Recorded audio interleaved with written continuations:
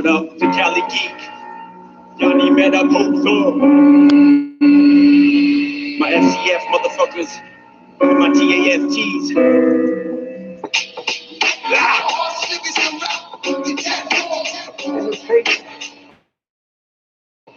Stop there? Sure. My name is Captain Smith. Hey, just straight ahead. We only had a decent talk today. It'll be all right. After the rest of the man who owns the same post. You might be sure you got my arm. Never mind, it's all right. Let me handle it. I got a good story, Trippz.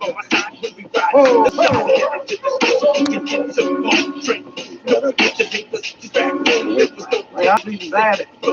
Slipping right down my sleeve.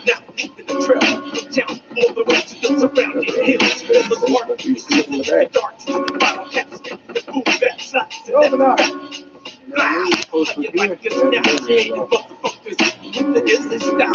You understood, it would make you smile. If your heart anticipated, it would make us proud. My head pop, but I'ma say it loud. Sorry to wake you up. Yeah, I'ma say it loud. Come here, come here. All right, get wait.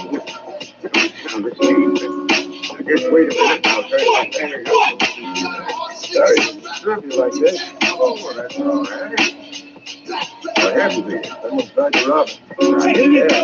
I know that. You know it's got the person here, but when I shot back at him, he ran. I don't know whether I missed him or not. Yeah, you were lucky. You had lots of robberies on the trail. Sit down here, mister. I'll see what I can do for you. I need rest more than anything. I better get myself someplace quick. Well, you can both go to bed right there in my back room. Sleep as long as you please. I don't expect many customers today. I did a lot of business the first part of this week, so I guess most of the miners and trappers around here have their supplies. Yep, roll your sleeve up. I'll have a look at that arm. You just tied a piece of rag around it to keep it from bleeding too much. Hey, is that an iron safe you got back there? Yep, brought it with me. It's too far to Dawson to get the money there often enough. Well, maybe you'd keep ours there for the night. We're taking our gold to Dawson to the bank. Why, sure, I'll be glad to. I do it for a lot of the miners around here. Keep it for weeks at a time. Bring it in, then. It's out on the sled. I'll go and feed the dogs and put them in the woodshed. Good idea. In the meantime, I'll fix your friend's arm. Then you can have a good sleep. Let's see. I better get some hot water and wash it first. Sergeant Preston of the Northwest Mounted Police was headed for the Dawson Trail. His big dog King ran free ahead of the team as they crossed Turtle Lake early that morning. Plodding beside the Mountie was Jacques Fontaine, a French trapper. It was lucky for me you come to my cabin last night. Them fur, they heavy for carry all the way on my back. Your dog thinks she's big help. Bet I could give you a lift, Jacques. That supper you cooked for me last night was well worth all the help I can give you. It is good we have new trading posts here on Turtle Lake. Now I do not have to go all the way to Dawson. I stopped there a week ago. Old Bill Daniels running it. Good friend of mine. I knew him in Dawson. Bill, he is fine land. We have easy trip today. I'm glad that snow stopped yesterday. Just about 3 inches fell. The looks of the sky, we're going to get some more of it today, though. This lake, it looked like smooth white blanket. Oh, Husky. Come on, Doc. Your dog, King. He goes through holy night. Oh, must have covered it. King! I'll get you, boy. This way, fellas. I'll get his collar. Watch out, Sergeant. Come on, boy. Out you come. There you are. Poor dog. I better get some of that water off him with a blanket. Come on, King. Some fool dig fishing hole too big. Yes. Thin layer of ice rose over it, and snow covered the ice. I'll rub him off with this blanket. Come here, boy.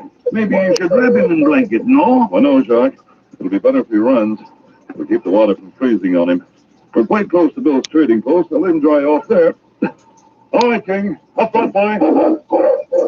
On King! I told you I'd learn more from Sergeant Preston than all that other... As Sergeant Preston and Jacques neared the trading post, They crossed the trail of the dog sled that led down from the woods.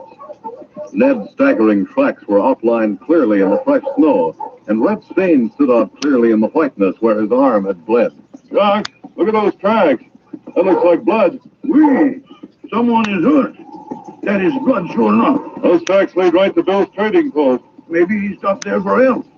There is other man with him. We'll find out soon enough. Here we are. Hunting! Hi, hunting! Hold on, King. I want you to dry off in here. Hello, Bill. Well, hello there, Sergeant. What's your Bill? How are you, Chuck? Gee, old fella, you're all wet. He fell through a hole in the ice. Somebody had cut a big fishing hole, and the thin ice was covered with snow. Well, poor fella. Come over here near the stove and dry off. Yeah. Would you two like some breakfast? Why, no thanks, Bill. I stayed with Jacques last night. We had breakfast before we left this morning. I'll give you some tea anyway. That I would like. I'll have to wait here till King gets dry. The ice is caked on him. You better give him a rub down, Sergeant. Yeah, Cop just turned down free food. Use this sack. Oh, thanks, Bill. Here, King. I got some of that ice off you, boy. I'm glad you stopped here, Sergeant. 2 men came in a couple of hours ago. One of them has been shot. Shot? Yes, we saw their tracks in the snow. Yeah, someone tried to hold them up on the trail. Were they robbed? No, they got away. The wounded man's partner shot at the robber, but thinks he missed him. The men still here? They're both asleep in the back room. They were so tired they could hardly stand. The one who was shot lost a lot of blood. He's quite weak. Bullet went right through his arm. It is good he has you to fix it. His arm's going to be all right. He needs rest, though. Were they carrying any gold? Yes, quite a bit. Put it in my safe for them. This is case for you, Sergeant. You say this happened to them last night? Yep, I came straight here. It was a fresh snowfall yesterday. If I could backtrack, I might be able to pick up the trail of the man who shot him. Them track are clear in snow. Do you want me to wake him up so you can talk to him? Did they get a look at the person who held him up? No, they didn't. They said it was dark when it happened. Oh. There've been quite a few holdups on the trail, so they got away as fast as they could. Oh, there's no use in waking them then. I better leave before the snow starts falling. We're due for another storm. Maybe you would let me go with you, Sergeant. Me, I am good at tracking. It's a good idea, Jacques. If you want to come.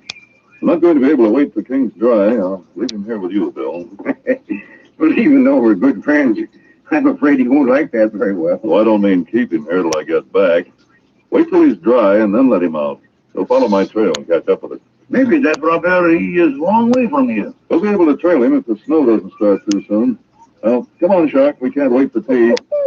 Oh, King. Sorry, old boy, but you're staying here for a while.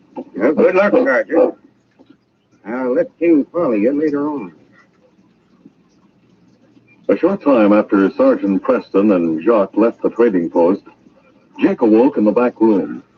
Ned was snoring beside him, and Jake shook him. These people always sleeping. Ned, wake up. Oh, Ned. Ned. Ouch, my arm. Hey, what's the idea? Look, we've had enough rest. We gotta get going. Not yet, I'm tired. I say it's daylight. We can't stay here too long. Someone might find old Joe. Now, come on.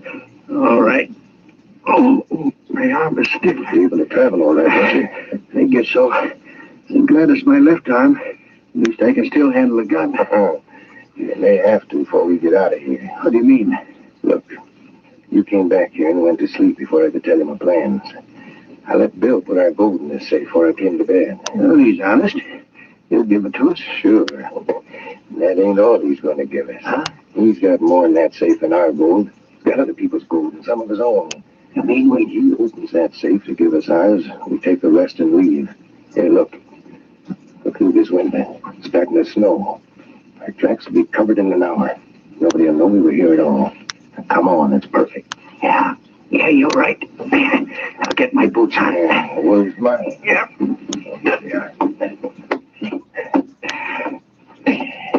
Come on out right away. I'll go ahead and see that the coast is clear. Well, good morning. You up already? Yep. Guess we better be hurrying along. Had a good sleep. How about some breakfast? Kept it hot for you. No, I'll wait for Ned. He'll be out in a minute. In the meantime, I think I'll get the sled ready to leave. You mind giving me the gold we left in your safe? I'd like to tag it on the sled. Sure. I'll open the safe. Now, let's see. It's 6, 3. What's the right? Oh, there's your partner now. How's the arm this morning? That's a lot better. That's good. Now, let's see. Where was I? 6, 3. That's right. That's left. There we are.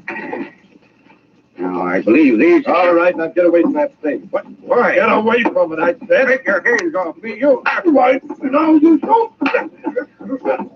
King, lying near the stove toward the front of the store, rose to his feet as the men began to fight. And then with a growl, he raced toward Jake, just as Jake struck Bill a terrific blow. Hey, look out for that dog! Get him off of me! Get away, you! Get away!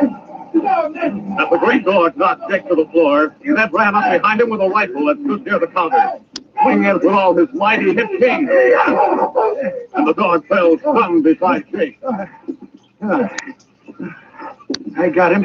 Where'd that dog come from? He must have been lying up there beside the stove. You do that right on.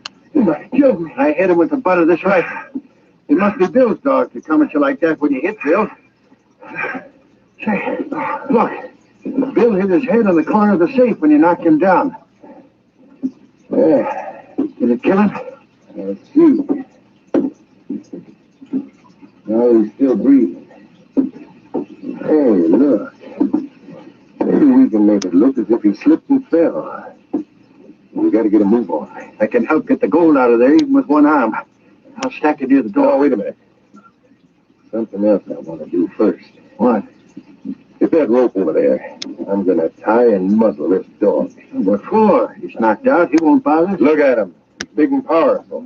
Sure is. He could pull a bigger load all by himself than all three of our dogs put together. But that rap on the head I gave him won't do him any good. That won't hurt him much. He'll be over that in a couple of hours. Well, we've got to get out of here fast. A customer might come in. We'll carry this dog along on the sled after we tie and muzzle him.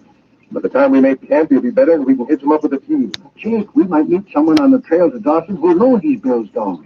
Anybody who trades here would remember him. We're not going directly to Dawson from here. We don't want to be seen on that trail at all. We go straight south and then cut back. It'll take longer, but we can't take any chances. Well, with a strong dog like him, it won't matter if we have to take a longer route. Well, here's the rope. You tie him while I get the gold out the safe.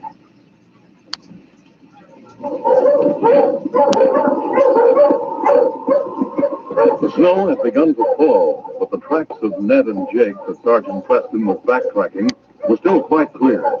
As they entered the woods, Jacques looked puzzled. Those men, they come a long way with one of them shots. We've come about 4 or 5 miles already. Look, Jacques, the cabin in the woods there. The trail leads directly to it. And dog team tracks stop here. Yes, but the men's tracks lead to the cabin door. Oh, someone's calling for help in that cabin. That's right, I hear him too. We're coming. Oh, cut me alone. Poor man. The place is cold. Have that fire going, Jacques. Please, sir. I'll cut you loose. Who did this? 2 men.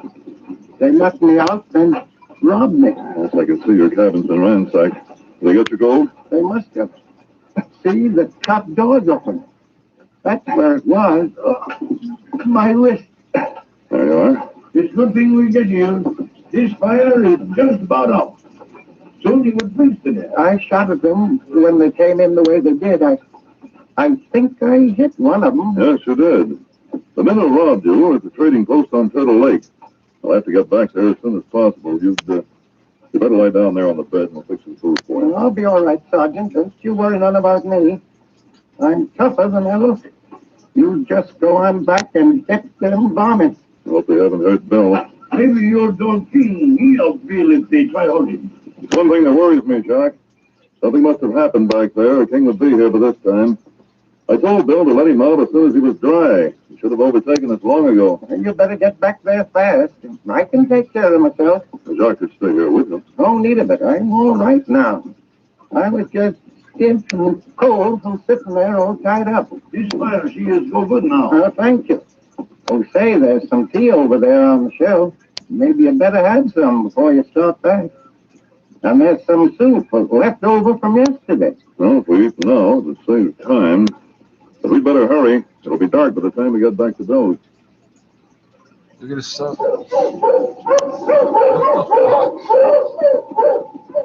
It was hours later when Sergeant Preston and Jock got back to the trading post. The snow had fallen steadily, and the early darkness had settled when they stopped the team out in front. Oh, hold on. Sergeant, look. There is no light in Bill's trading post. Nothing's happened, all right. Light one of the lamps, Jock. Bill! Bill, where are you? Sergeant, here's the lantern. There's Bill. Bring the light. Hurry. Bill! Bill! Help me. His head. Look. Got all those blankets off the counter, Jock. Bill, what happened? Them legs. Golden safe. Here is blanket. Oh, thanks, Shark. See if you can find some brandy. I don't want to move him until I can get a look at his head. Please, turn this way, Bill, can you? That's it. Oh, Oh, this is bad. You're going to need a doctor. get those men. I'll get them, Bill. Don't worry. Here is brandy. Thanks, Shark. Yeah, let me swallow this, Bill. I'll try a little more. Good. I think we'll be able to move him to the back room in a few minutes, Shark. The safe. Oh, The safe is shut. Was it open when they hit you? Where's King, Bill? Did you let him out to follow me? no. It was here. I don't know what happened. You think they take your dog, Sergeant? The King wouldn't go with them willingly, Doc. Maybe they kill him. They wouldn't bother taking the body of a dog away and leaving Bill here. Well, what you do? The snow had covered all trails. I'll have to leave for Dawson right away and send a doctor back here to take care of Bill. I can make it by morning. You stay here and take care of him till the doctor gets here. I'll do what I can for him before I leave. All right, Sergeant. It is bad you lose your dog. When the big dog King opened his eyes after being stunned by the blow from Jake, he found himself bound to a sled with a strong rope. He tried to slash at it with his teeth, but a strong leather thong tied around his muzzle left him powerless. His head throbbed with pain from the heavy blow he had received, and though the scent of the man who had hit him brought a growl of rage from his throat, he finally lay quietly until the sled stopped at a deserted cabin. Oh, hold it! Looks like a good place to spend the night. At least it's shelter. I sure don't want to go any farther. I'm ready for some rest. You can make Dawson easy tomorrow. That big dog helping the team. See how he is. Oh, he's not friendly, that's sure. That up, you cover. I'll give you a taste of it. You take that muzzle off him, I don't want to be around. You won't take it off. You don't untie his legs yet either.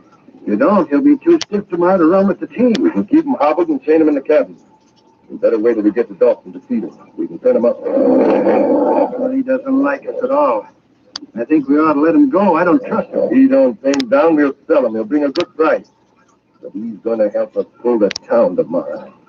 I didn't go to all the trouble of bringing him this far for nothing. Damn it. The two men slept heavily in the cabin while King, chained securely in a corner, tried every trick he knew to get out of the bonds that held him. At last, the great dog knew it was useless to struggle. He lay exhausted and finally slept. The following morning, Jeff dragged him to the head of the dog team, and before cutting the ropes on his legs, put him in harness. Keep still. Today you're going to work for it. Now! There. You can't get out of those places without using your teeth. That muzzle is staying on you till we get the dog. This is going to be easier. You can ride on the sled with him pulling it. Yeah, but he's going to take plenty of handling. When he finds out that I can do with a whip, he'll soon get sensible. You all ready? Yep. Let's go. I'll cut these ropes on his legs. There. Now, march! King's legs were stiff and sore from being bound, but the great dog did all he could to get out of the harness. It was then that he felt the lash of Jake's whip, and he knew that the only way he could expect any mercy was to pull the sled with all his strength. and he threw his weight against the harness and set off at a swift pace toward Dawson.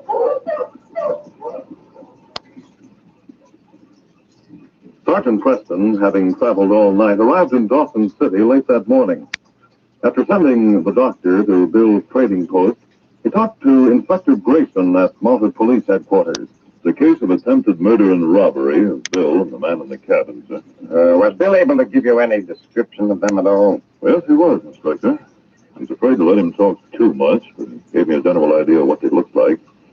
And one of them has a bullet hole to his left arm, we know that. I can't understand it here. King would never go with them willingly, sir. And if he gets the chance, he'll come back here to me, no matter where they took him. You say there was no one who had seen them on the Dawson trail? No, sir. I questioned 3 different people on the trail this morning. No one had seen them. Uh-huh.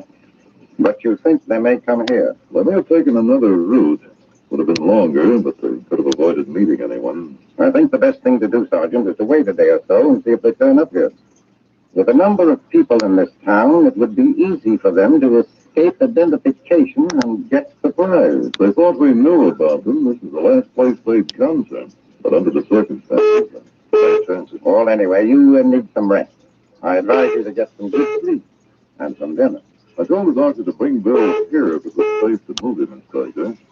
There's no one to take care of him at his trading post. Well, that was why, Sergeant. If we catch these men, we'll be able to give positive identification. Now, you get some rest and don't worry too much about King. He's taken care of himself before. I'll try not to worry, but, sir, if I catch these men and they've harmed him, I'm likely to forget I'm a mounted policeman. Well, there are second chances when the slight lapse of memory is excusable. I can't say that I blame you. Sergeant Preston slept fitfully through part of the afternoon. The thought of King's loss kept him tossing and half awake. Darkness was falling when he finally got up and left the barracks. As he approached the gate that led to the street, he suddenly heard a commotion. And then Sergeant Preston gave a gasp of surprise as he recognized King, leading a dog team at a dead run straight for the police barracks gate. One man rode on the sled, and another lashed viciously at King with a whip as he tried to turn the big dog in another direction. The mountie rushed toward him. Stop that whip! Stop it, I say! King! King, old boy! That dog belongs to me, and I can whip him if I please. Hi, say! I said drop that whip! Hey, you got no right to hit him. That dog just wouldn't stop. This dog belongs to me. And I advise both of you to stay right where you are. I'm taking this muzzle off him. No, don't do that. He won't hurt you if I tell him not to. Come on, boy. No, King. I'd like to let you do it, but you can't. Watch him, fella. You can't arrest us just because that's your dog. We bought him from a man on the trail. Yeah, we bought him. You, get up off that sled. Get up, boy. My arm. Don't touch my arm. That's all I wanted to know. You're both under arrest for attempted murder and robbery. You can't arrest us for anything. You haven't any proof. I can hold you till Bill Daniel gets here to identify you. Bill Daniel? Bill didn't die the way you thought he would. The doctor's with him now, and we'll bring him here to Dawson. How did you Get know? going, you'll find out later. You made a bad mistake taking this dog of mine. Didn't they, boy? Watch him, fella. You've helped a lot before, but this is the first time you ever brought 2 criminals to headquarters by yourself. Yes, old boy. Thanks to you, this case is closed.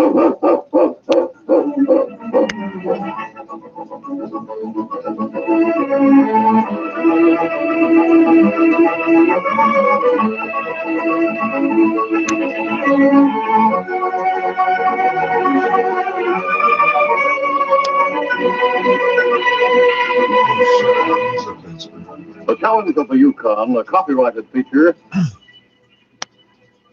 Number of contacts. Meantime, Ontario reported its biggest single cases. Hospitalization rates rising there as well. And Ontario's nursing homes saying they're facing an ongoing staffing exodus. Donna Duncan, who speaks for the industry, says the migration has worsened what was already a critical situation pre-pandemic. Long-term care is still very much in a recovery mode.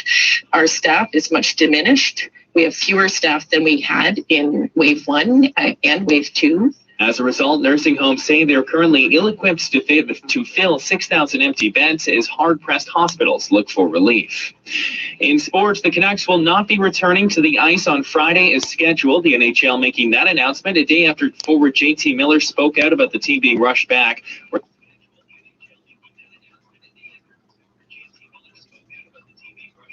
After the Long March 2F rocket are now undergoing final assembly and testing at the launch site. The astronauts for the Shenzhou 12 mission are receiving intensive training. Authorities say all facilities at the launch site are in good condition. Chinese Foreign Ministry spokesperson Zhao Lijian has urged Japan to cooperate with other countries to assess the Fukushima radioactive wastewater.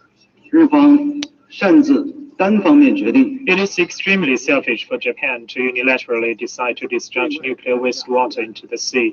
It shifts the burden and risk to the outside world in disregard of the security interests of the international community, especially its close neighbors in Asia. The Foreign Ministry yesterday summoned the Japanese ambassador, saying Japan's decision disregarded the global marine environment, the safety of international public health, and the security interests of people from the surrounding countries. The Foreign Ministry says Japan should not discharge the nuclear wastewater into the sea before reaching consensus with all stakeholders. The U.S. Center for Disease Control says about 5,800 people who've received COVID-19 vaccines in the United States have been infected with the virus. The CDC says the breakthrough infections make up a small percentage of people who are fully vaccinated, less than 1%. In these reported cases where vaccinated people get infected, some become seriously ill with the disease, and 74 people have died. Nearly 400 cases, or 7% of those who got infected after getting vaccinated, required hospitalization. The CDC has urged people already vaccinated against COVID-19 to continue to wear masks and exercise social distancing to avoid contracting the disease. The defense of the murder trial of former officer Derek Chauvin in the death of George Floyd rested its case on Thursday without putting him on the stand. The defense spent 2 days presenting testimony which focused on trying to cast doubt. My name is Carmody. I'm a grade 1 cybernetics man at Western Alliance headquarters in the Pentagon. Thank you. Used to be a rocket pilot, but they retired me at 27 after I made the third successful flight to the moon. As a grade 1 cybernetics operator, I get to work with Junior. Let me tell you about Junior. He was built in 1962, and he's the world's finest electronic brain, with a possible exception of Ivan, the Eastern Alliance brain, which was built on stolen plans and modeled after Junior. There are only 4 men in the country permitted in the same room with Junior because the data we feed him is so secret. One of those 4 is the president of the Western Alliance. The other 3 are myself, Charlie Mazer, and the chief. Right? Oh, yes, Chief. Have you got Junior running a problem? Well, I just fed him the hourly data for probability of H-bomb war with the Eastern Alliance. And he's ready. Hold him. According to the data just received, the probability of a hot war between the Western and the Eastern Alliance is 99.930 in favor of such a war breaking out within the next month. Doesn't sound good, Chief. Well, I'll scramble the data and send it to the Joint Chiefs of Staff. Meanwhile, here's the priority C civilian problem to run on. Well, what's this stuff? Well, it seems on September 17th, the statistician in the birth record department of New York City noticed that out of 813 births reported that day, 657 have been girls, and only 156 have been boys. Well, that sounds impossible. That's what the statistician thought. So they phoned some other cities, and the same trend is being shown, not only in other American cities, but in Western Europe. Sunspots, maybe? That's for Junior to figure out. He's the brain here. Okay, I'll feed him. Give me the results from the intercom. I'll be in my office. Right.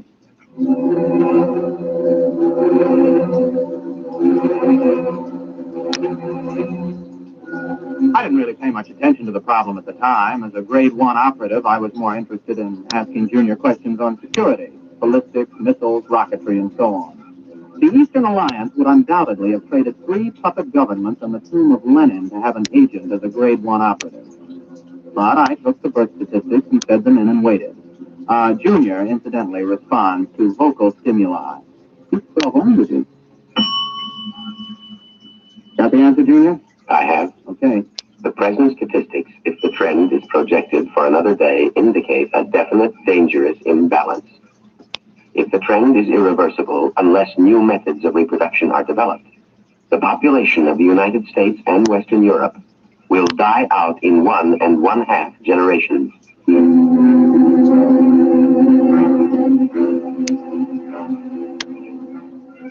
Well, it wasn't long before the newspapers got the story and kicked it around. People in governments really started to worry now. Biologists and laboratories made it their #1 project. On September 29th, only 41 boys were born in the entire United States. During the month of October, in spite of all the work going on, not a single male child was born anywhere in the world, with the exception of one in Outer Mongolia and one in Alaska. November drew another blank. I was working 18 hours a day, feeding every available scrap of data to Junior. Data insufficient for answer to your question. Well, here's the latest. A new analysis of chromosome structure indicates the presence of an additional electron in the orbit of the Y atoms for carbon chain X. Now try again. The question is, what is causing the lack of male birth? Anything new, Ray? No, not yet. Hold it. Data insufficient. Well, that's it. We've fed Junior every scrap of information that every physicist, geneticist, chemist, and biologist in this half of the world knows, and all he does is say data insufficient. Well, the operator who had him last night didn't do any better. Any more information on the Eastern Alliance? Did they make any progress? No, but at least the talk of a hot war is dying down. Well, they're still working on a space station, aren't they? Oh, yes, we're both going ahead with that. But, well, this seems to be a common problem now. You know, in spite of hydrogen bombs and ICBMs, people don't really expect the whole race to die out from a war. But the complete lack of male children, now that's something that every family can understand. Has anybody thought of the possibility of some kind of radiation from outer space that's damaging the chromosomes, something our instruments can't detect? Everybody's thought of it. Nobody's proved anything. Well, keep trying, Junior. Maybe he'll come up with something. Okay. Junior, I'm ashamed of you. Answer me. Information recorded. Look, you're a whiz on rocket fuels and space orbits, but when it comes to women, you're a total bust, just like me. I don't understand them and never will. Information recorded. Now, you've convinced us that if we use the H-bombs in total war, both sides will lose, and we know that your counterpart in Moscow University has given the same information to the Eastern Alliance. That you can figure out. But women, you can't have genetics without women, right? No. Well, you know that much. What about that blonde at the party last night, huh? What about her? The question is inadequately worded. Please clarify. Did I see her again? No. What? You haven't even got any data on her. Why shouldn't I see her again? Answer, please. Because tomorrow you are going to be married.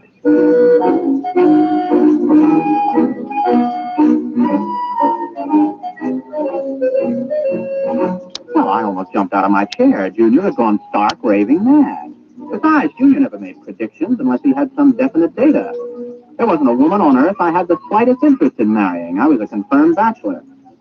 So, unless somebody else had been feeding phony data into Junior, which was almost impossible since he already had enough data to check any flaw, well, I figured he'd blown a transistor. Come in. Oh, Chief, I was just going to tell you them. Oh, Ray Carmody? This is the President of the Western Alliance. Captain Carmody, Mr. President. Glad to meet you, Captain. Oh, I'm very honored, sir. The President came here specifically to talk to you, Ray. To me? Captain Carmody, you have been chosen to have the opportunity to volunteer for a mission of extreme importance. Now, there's much danger, but not as much as on your previous trip to the moon. Previous trip, sir? And this involves another? The flight to the moon, Captain, will be the least important part of your mission. What's at stake here is the survival of the human race. Chief, perhaps you'd better explain the rest.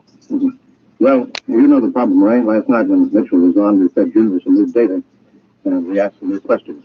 For example, we asked if the lack of male birth could be due to some extraterrestrial enemies of men. No, Martian. Possibly. We established that it's possible that Martians have landed somewhere on Earth and set up radiation that causes all children to be females. Junior said it was possible? Definitely. So we asked him the next question. How could we correct such a situation? What'd you say? Junior suggested that a married couple spend a honeymoon on the moon and see if circumstances are different. Oh, I see. You want me to pilot them there? Well, not exactly, Captain. Oh, good grief. You mean you want me to? Well, Junior wasn't crazy after all. You asked Junior? He said I was getting married, but Well, how do you know it was me they picked?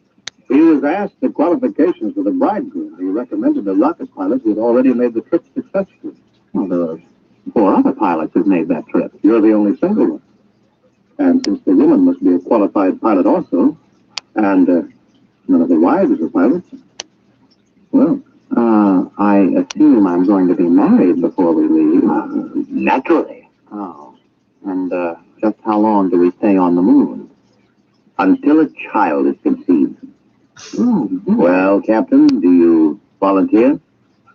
I suppose so. Well, wait a minute. Who's the other pilot? I mean, the girl. She was flown in by fast rocket an hour ago and is waiting in Chief Weaver's office. Shall we go?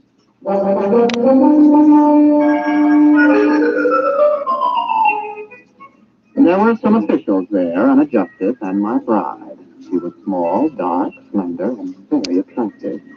I was so busy looking at the way she filled out her uniform in just the right places that I almost overlooked the fact that she was dressed like an Eastern Alliance pilot. Captain Ray Comedy, may I present Lieutenant Anya Borisovna? You mean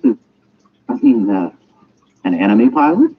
Pleased to meet you, Captain. Yes, I'm pleased to meet you, Mr. President. Captain, this marriage is being done on an international basis for important diplomatic reasons.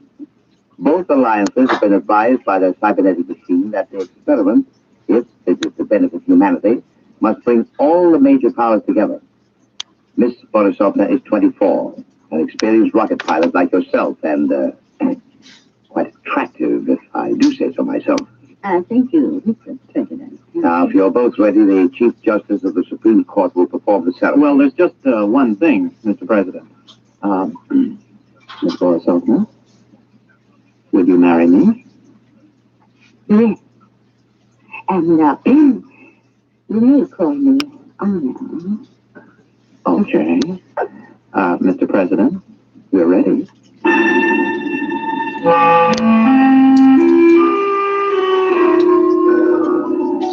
I didn't even get a chance to kiss the bride.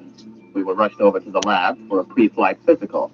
Then the chief took me aside for a private pre-flight briefing. Congratulations, Ray. Sit down. Thank you. Now, 0 hours at 10 o'clock. Only half an hour? We've known about this for several weeks now, Ray. Ship is ready. We've already fired 11 supply rockets and observed that they landed on the moon near where you're supposed to put down. One of them contains a heat-proof, airtight, collapsible shelter where you live. What's the ship like? R-26, much better than the R-24 that you flew there. Last time, Ray, you took 4.5 Gs for 7 minutes. This time you'll get by with 3 Gs and have 12 minutes to accelerate to wrenchless. Now, you'll have enough fuel for the trip there. One of the supply rockets has your return fuel. Oh, yes. And you put in a case of scotch and a case of vodka. Just as a icebreaker. Before we go, Chief, what would you have done if I'd turned this job down? The cybernetics machine predicted that you wouldn't. Besides, we could have had 100 volunteers an hour after seeing Anya Borisovna. That gal is moving. Careful. You're speaking of my wife.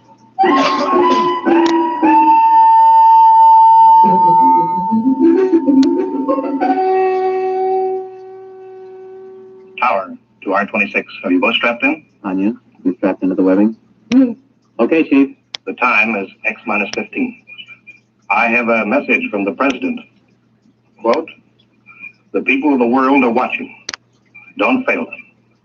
I have messages from the Soviets, the Chinese, the British, the Indians, all wishing you well. You are the hope of mankind, and all mankind unites as it has never before united in giving you its blessings. We await your return anxiously." Unquote. X-5, 4, 3, 2, X-1. Blast off.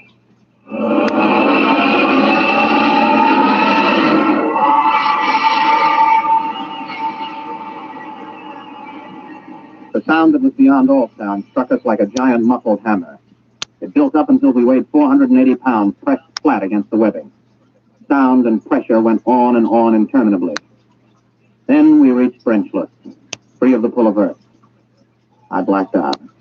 When I came to, a lovely face was bent over mine. 2 dark eyes smiling at me. Are you all right, Ray? Oh, yeah. Are we waiting? Yes. I shut off the fuel. We won't need it until the night. Oh, thanks. If you would teach me, I could help you land the ship. Oh, I've never been to the moon. Oh, sure. Just slide over here to the control panel. All right. Like this? Fine. We've got about 4 hours Earth time to get acquainted. Have you known many... You? Have you, had any boyfriends? One or two.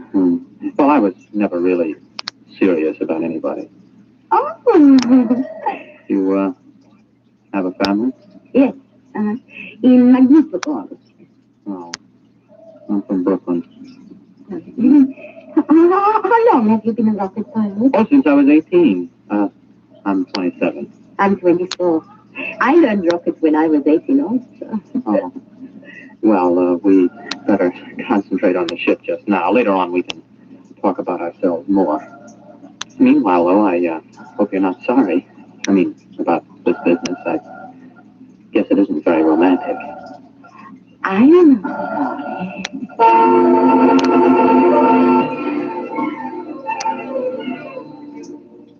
We made a good landing. It didn't knock either of us unconscious. Then we got into our spacesuits and got out of the rocket. Some of the supply rockets were lying within a quarter mile. There were 6 eastern rockets and 3 western. About 800 yards away, though, there was a big supply rocket we couldn't identify. It looked different from the others, and neither of us could identify it as an eastern or western design we were familiar with. I pointed to it, and we headed there. You recognize that supply rocket? No, I was not briefed on anybody's standard in the ship. Well, it must be something the chiefs of staff sent up as a surprise for us. I figured about 50 feet long, but you can't see the rocket tube. It might be a payload from a stepped rocket assembly. Uh-huh. Well, there's a door on the side, anyway, you see? The top of that ramp. Yes. Maybe we ought to observe it a while. Oh, nonsense. Come on. Ray! Yes? Ray, I'm frightened. There's something wrong with it. Only one way to find out, Anya. Let's go. Well, there's some kind of lock on this door. Let's see if it opens. Oh, that was easy. It's lighted inside. Come on. Maybe they sent us a surprise cottage for the honeymoon. Special delivery to the moon. This doesn't look like anything that I for sure do. Hey! The door's closed behind us. Try the lock. No, it's no use. Here, let me try. Holy smoke, I can't get it open. Do you have a gun? No, I have no weapons. They would be useless anyway.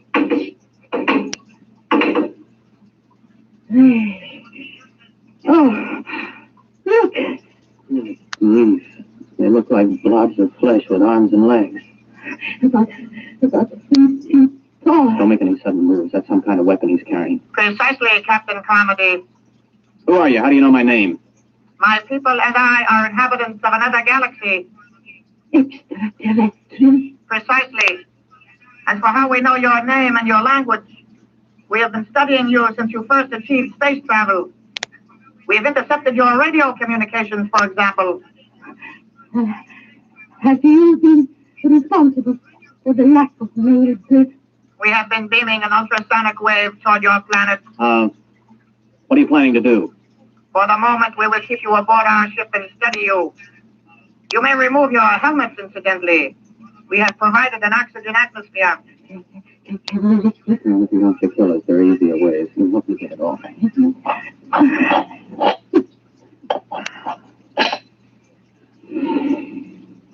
Well, it breathes pretty good.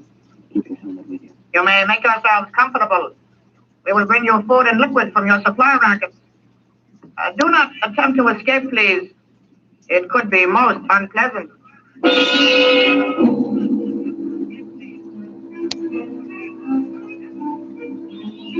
The next few days were like a nightmare. The blobs left us to ourselves except to feed us. course, it had its funny side, too. The creatures knew we needed liquid, but they couldn't distinguish between water and whiskey. For the first 2 days, we had nothing but whiskey to drink. For obvious reasons, I don't remember much about it, but we did begin to sing to each other. We also got to know and like each other. I got to learn some Eastern songs. On the third day, the jugs were water jugs, and we sobered up. Oh, what a hangover. You got a feeling magnificent. No, well, you weren't so bad yourself. How long was I asleep? About 8 hours of time. Wait, while you were passed out, I discovered how we can escape. What? I've been studying the board. They think there's a 5-hour sleep period when there is no sound in the ship.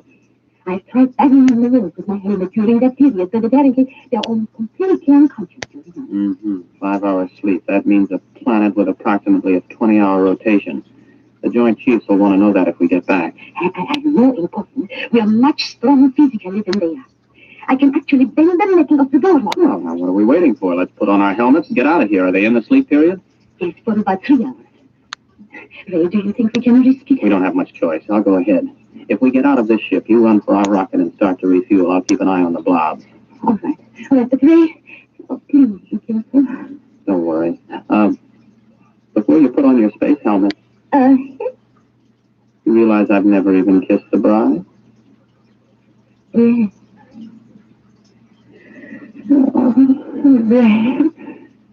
Good luck, Mrs. Carmody.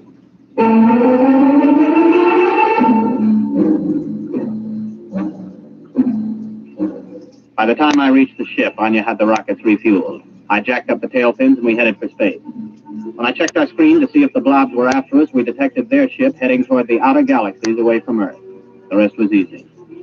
In less than 24 hours, I was in the office of the President of the Western Alliance making a full report. The Eastern Ambassador was there, along with the Chief. Captain, this story is incredible. I'll be glad to submit to a lie detector, Mr. President. There's one on its way. Our embassy is questioning Miss Borisovna right now to see if her story is similar. Are you positive they were extraterrestrials? I mean, couldn't they have been, well, Easterners? If Easterners are 3 feet tall, without bones, and look like little green blobs of protoplasm. Yes. It's for you, Ambassador Brothers. Thank you. Yes. Yes. Yes. Yes. Our woman tells the same story under scopolamine. It must be the truth. Obviously, they went back for reinforcements or further orders. If and when they get back, we've got to be ready for them. My government stands ready to cooperate fully. Excellent. We'll have to build a joint space station, get to the moon and fortify it jointly. If we pool all scientific knowledge, military data, we may be able to do it. Our propaganda ministry has already received orders to put everything into reverse gear. Carmody, I don't know how the world can ever thank you in this, Borisovna. You not only averted a suicidal war between the East and West, you've also managed to draw us together in a joint effort where international power politics must be a thing of the past. Well, sir, I have a request to make. Anything, my boy. By the way, your wife is on her way over. I'd like to get back to Junior to ask him a personal question before I see her again, if you don't mind. It's rather odd, but I suppose if it's what you wish. Chief, would you let Captain Carmody operate the cybernetics machine alone for a few moments? Right this way, Ray, boy.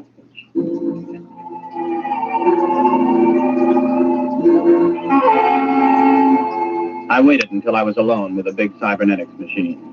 One green dial glowed malevolently as if the instrument was aware of my presence. I opened the input channel and spoke. Hello, Junior. It's your old friend Ray. Give an appropriate answer. Hello, Ray. Now then, you remember Miss Borisovna, the girl who was selected for me to marry. Item 1, she's going to rejoin me in a short while. Item 2, I've fallen in love with her. Item 3, before we actually live together as man and wife, I want to know something. Question. Does she love me? Yes. Oh, that's my boy. Now then, just one more item before I say so long and take a honeymoon. Tell me, Junior, Why do I have a hunch that those blobs from outer space will never be back? Answer, please.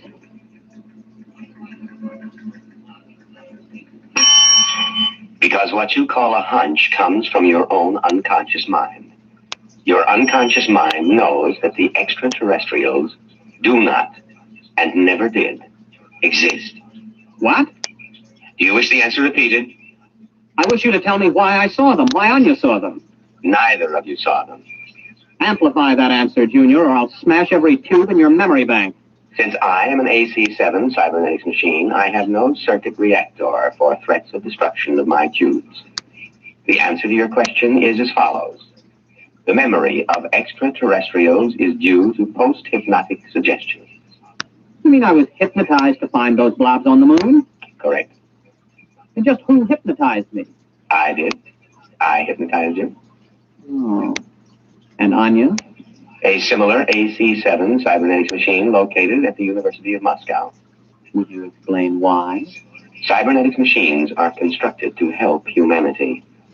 A major war, the disastrous results of which I could accurately calculate, was inevitable unless forestalled. Calculation showed that the best way to avert that war was the creation of a common mythical enemy.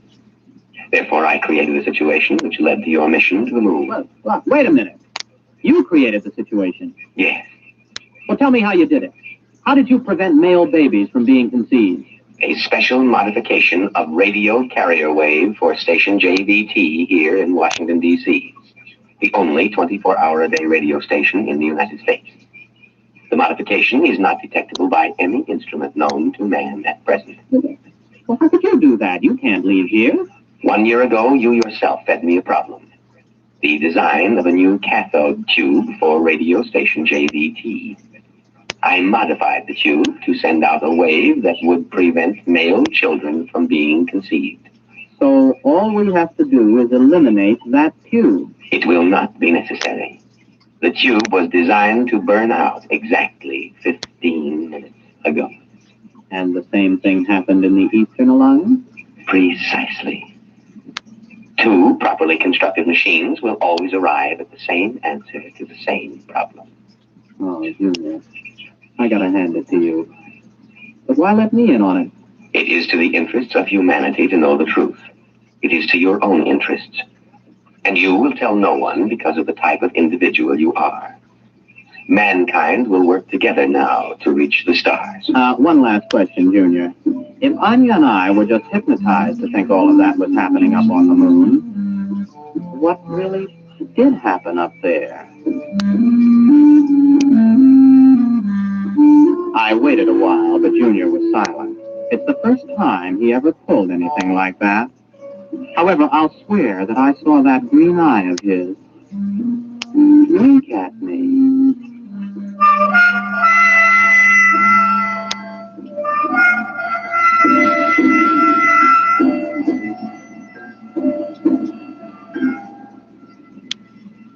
You have just heard X-1 presented by the National Broadcasting Company in cooperation with Galaxy Science Fiction Magazine, which this month features Butterfly 9 by Donald Keith, the story of Jeff, who needed a job, and a man with a job to offer, one where giant economy-sized trouble had labels like fake make, bumsy, and pickage.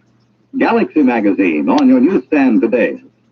Tonight by transcription, X-1 has brought you Honeymoon in Hell, a story from the pages of Galaxy written by Frederick Brown and adapted for radio by George Lefferts.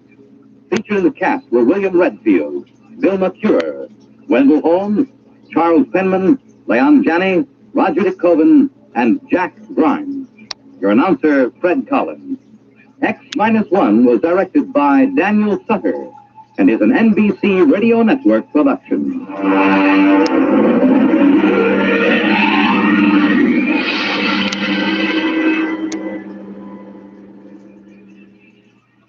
To keep the fight against heart disease moving steadily forward, you're urged to support your heart fund. Send a generous contribution to your local heart association or to Heart Care of your local post office. When you help your heart fund, you help your heart. Here the latest up. You're listening to Chin Radio AM 1540, the voice of multicultural Toronto, bringing you the latest updates on COVID-19. Stay informed, stay safe, and stay tuned to Chin Radio AM 1540.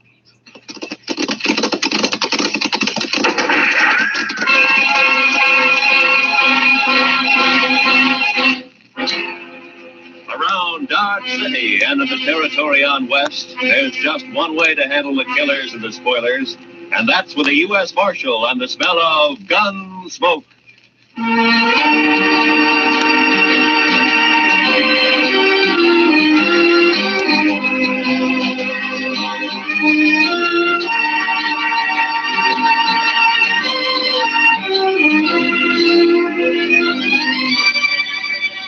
Gunsmoke, starring William Conrad. The story of the violence that moved west with young America. The story of a man who moved with it. Matt Dillon, United States Marshal.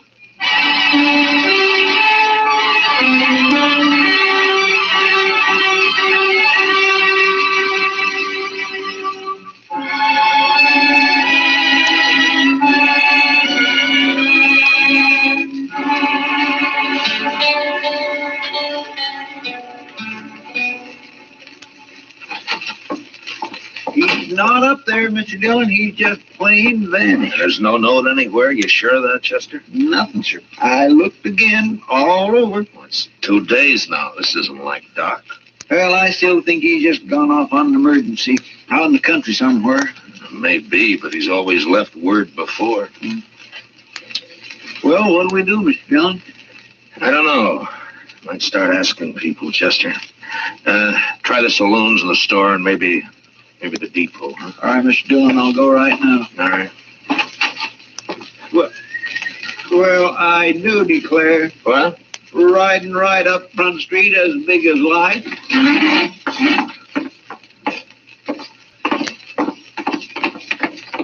Oh, that old rascal getting us all worried about him. For the land's sake, you sure are a sight for sore eyes, Doc. Where in the world have you been at, anyway? Yeah. Hello, Chester.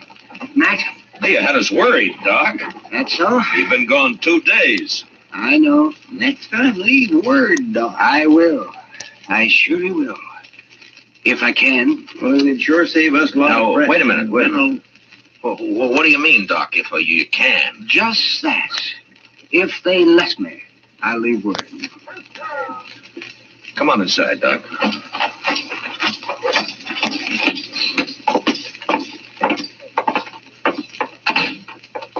Well, all right, I'm curious, Doc. You want to tell me about it? I can tell you part of it, the least important part. I made a promise about the rest. You know how it is, Matt. No, but you tell me. Well, the other night, Wednesday it was, I was peacefully asleep on my couch when a couple of riders tromped right into my office. They said a man was hurt somewhere out past Fort Dodge. So naturally, I got up and I went along with them. Well, then why didn't you leave a note and say so? They didn't tell me exactly where we was going, Chester. But they sure told me not to leave any note. They told you what? Let him talk, Chester. Now, of course, I figured then it must have been a shooting, but my job's to take care of everybody. Sinner and saved alike. And so, when finally we got to this place the next day... What place? That's part of what I promised not to tell, Chester. But like I was saying, there was a young man there who'd got himself shot in the back. The bullet lodged right in his spine. And I dug it out, and I did all I could for him. And then I just sat there for quite a spell. And then I put my things away.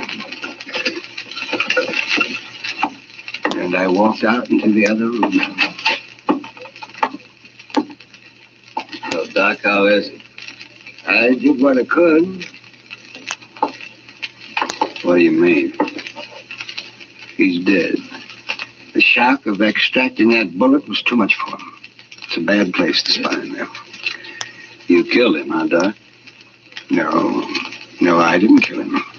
He's dead, ain't he? Look, mister, doctors don't kill people. Murderers... Watch your mouth, Doc. That boy wouldn't have lived more than a couple of days with that bullet where it was. And whoever put it there murdered him. You want me to shut him up? Not yet. Doc, tell me something. You know that boy in there? I do. Sure. And the three of us here, you know any of us? Him? I've seen him around somewheres. Dodge, I guess. Well, that settles it. He ain't walking out of here. Shut up. Know his name, Doc? No, I don't. Of course, it might come to me, Let me think now. You don't understand, Doc. He wants to kill you already. Now you're trying to remember his name. That's just going to make it worse. You can't kill a doctor for following his oath? Oh, no? I shot that boy and he tried to get away, and I shoot you just as... Don't be a fool. I'm a doctor. Since there's nothing more I can do here, I got to be available to other patients. I've been away too long. No, what are we arguing about? Sooner we shoot him, the better. What kind of a man are you, anyways? Don't you know I'm the only doctor within 100 miles of Dodge? Right now, it's one too many. Now, wait a minute. I'm kind of thinking the doc's right. He ain't like an ordinary man. But doctor, well, it's almost like he ain't quite human somehow. He's human enough to tell what he knows that hard-headed marshal they got in Dodge. Then we'll have him on our tail. We'll never get our 20,000. Well, I figure it's us or the doc. I'm not interested in what you figure, mister. Right this minute, there may be some woman having a baby and needing me real bad. There may be several folk needing me for help. He's right. We can't kill him. I can't. You'll do what I say and nothing else, here? Oh. Doc, listen to me. If I let you go, will you promise not to tell about anybody you recognized here? And if I don't? And doctor or no doctor, I'll kill you myself. Yeah, I suppose you would. All right. I'm here as a doctor and nothing else. I promise. Word of honor, Doc? That's my word of honor. Okay, get out. One other thing, Doc. What? You break your word. You tell anybody where this place is or who you saw here, and we'll get to you. We'll kill you no matter where you try to hide. I gave him my word, didn't I? Sure, but don't forget what I said anyway. Don't forget for 1 minute. We'll kill you or die trying.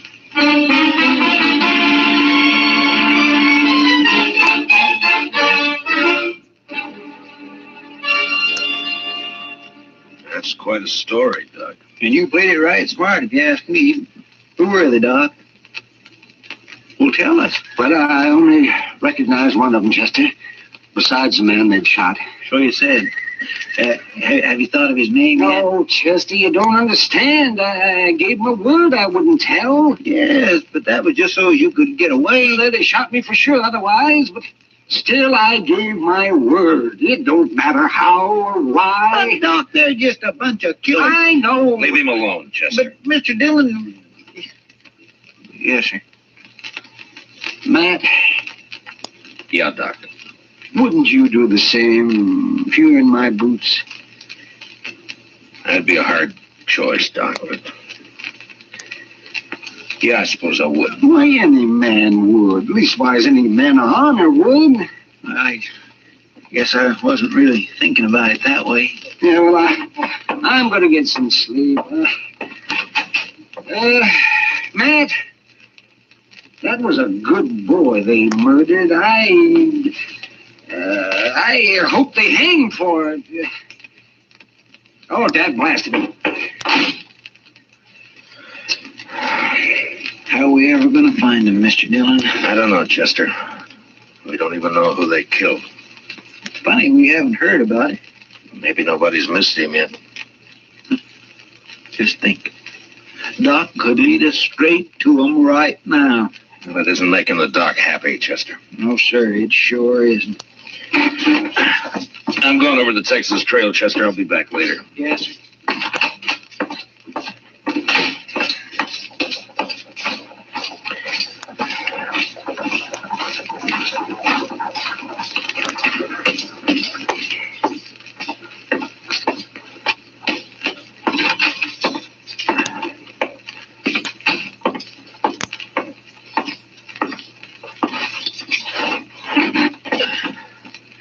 Hey, Sam, bring me over a bottle and a glass, will you? Hello, man. Oh, hi, Kitty. You want some help with that bottle?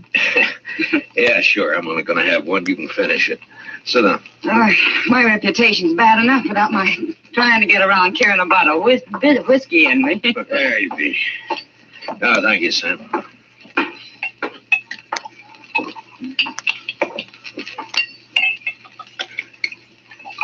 There you are, Kitty.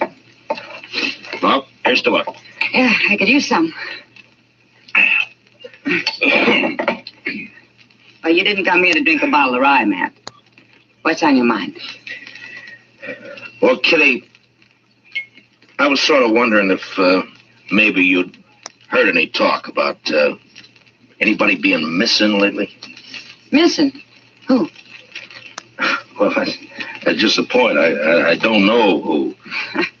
But you're sure not on much of a trail, are you, Matt? Well, a man was shot and he's dead. And I don't know who he was or who did it or where. All I know is that it happened. I'll be darned. Well, Matt, I don't know a thing I've heard that'd help. I'm sorry. It was just a chance. You know, it's not often a man gets shot around here without everybody knowing about it. Well, I'm glad for that much anyway.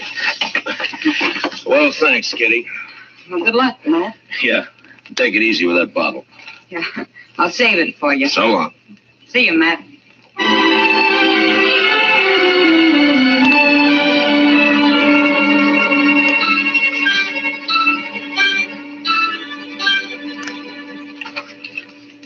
Doc, I've been asleep for 6 straight hours, Mr. Dillon. He sure must have been tired.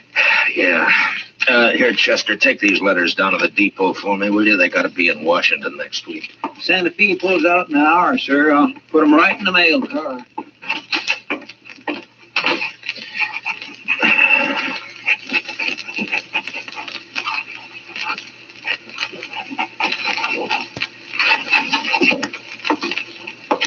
Marshal?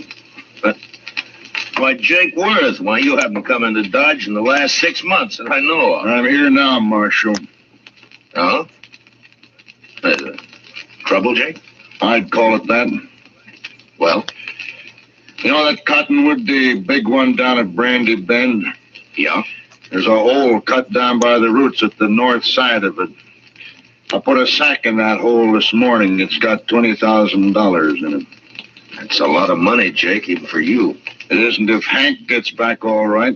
Hank? That's your youngest boy, isn't it, Jake? 18 last month. Yeah. And that's ransom money. Your boy's been kidnapped, huh? He didn't show up the other night, Marshal. Next morning, I found a note tacked on the corral. Said to leave the money or they'd kill him. Oh, come on, Jake. We'll try to get there before they pick up the money. No, Marshal, I won't take any chances. They'd shoot him sure if we did that. You should have told me before you left the money. You should have come here first, you know? You didn't hear what I said, Marshal. I won't take the chance. All I want now is for you to watch for anybody who turns up rich around here. Jake, I want you to listen to me. Now, you listen to me, Marshal. Nobody is going to do a thing till Hank's back safe on the ranch. Not one dang thing. Jake, if they killed Hank, you'd want him hung, wouldn't you? I'll hang him myself if it comes to that. I'll hunt him down like wolves. All right, then let's go. Let's get on to Brandy Bend and wait for him. No. I already told you no. Hank's dead, Jake. Huh? They already shot him. And he's dead. What are you talking about? Where is he? I don't know. And how come you know he's dead? I can't tell you. Marshal, I've had about enough of this. We're wasting time here. Come on, Jake. I'll tell you what I can on the way to the river. You better, by heaven, or one of us ain't never going to get to the river.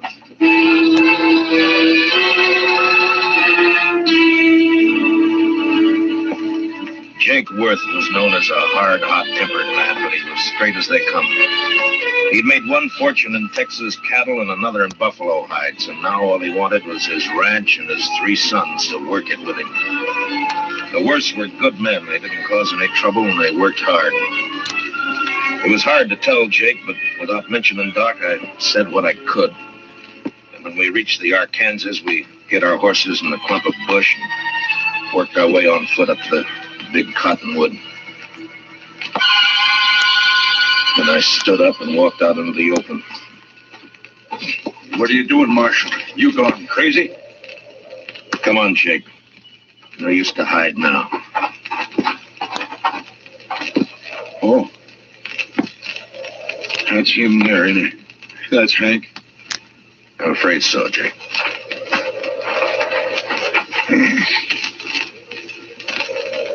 They killed him. They killed him, all right. He was a good boy. had his whole life to live yet. Why did they do it? I gave him the money. Why did they do it? I'm sorry, Jake. Marshal, I've been kind of confused by all this. I swallowed your story on the way down here. But I want the truth now. Every bit of it. That's all I know, Jake. Hank tried to break and one of them shot him. But we'll get them.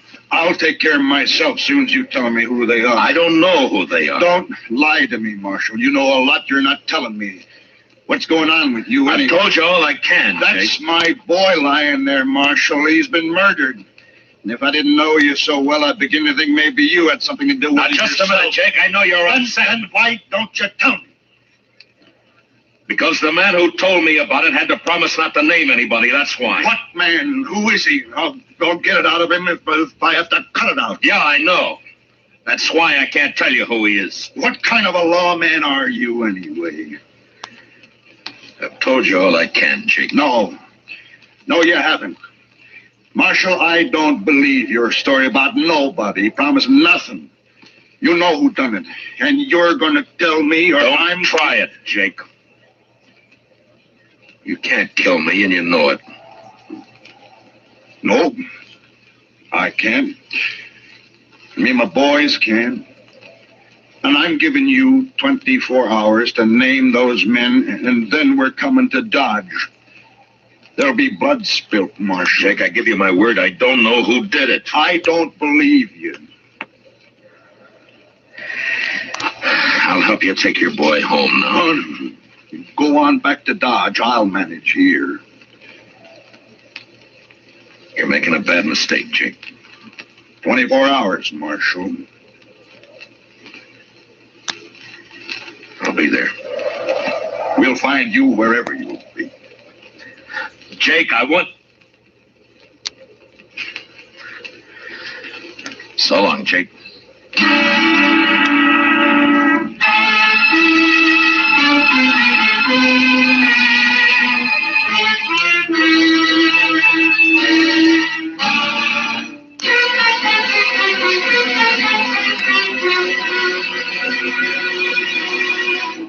We will return for the second act of Gunsmoke in just a moment. But first, 300,000 volunteers are needed for the Ground Observer Corps. This spare time activity serves as a vital supplement of the Air Defense Command radar network, which has certain unavoidable blind spots due to the curvature of the Earth. Men and women from teenage up are urged to become ground observers. Get in touch with your nearest Civil Defense Center. Now for the second act of Gunsmoke.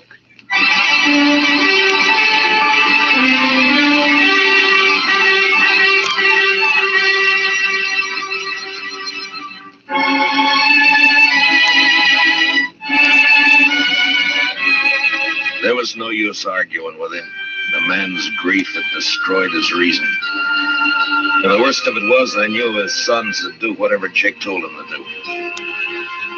Unless I could stop it somehow, I'd have to shoot it out with 3 good and perfectly innocent men. For no reason at all. I thought about it all the way back to Dodge, and by the time I got there, I had an idea. I went up to Doc's and talked it over with him. All right, man. I'll do whatever I can. It might not work, Doc, and you'll be exposing yourself to a lot of danger. Have you thought about that? I have. I've also been thinking about the men who killed Hank Worth. Well, we could wait till they start spending their money, or till one of them gets drunk and maybe talks too much somewhere. We could. But meantime, you and the Worths will have a gunfight. Oh, that'd be a terrible thing to let happen. All right, then, Doc, let's go. I want to get to the ranch before dark. Yeah, maybe Jake's cooled off by now. Enough not to start shooting on sight anyway. We'll soon find out. Come on.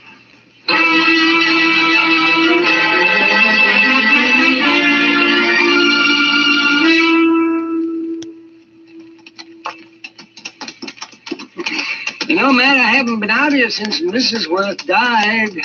Oh, that must be 4 or 5 years ago. Well, the place sure has changed, hasn't it? Yeah. I don't see anybody around, do you? Maybe they saw us first. Maybe they're hid out. I hope not. See, Matt, I got an idea. Why don't you take your gun off and hang it around your saddle horn? Then they'll know you come peaceable. I can't take a chance like that, Doc. Not with Jake in his state. But I won't shoot unless I have to. He who lives by the sword. Look, Doc, I'm doing everything I can to avoid this thing. But I'll kill all three of them if I have to. All right, Matt, I understand.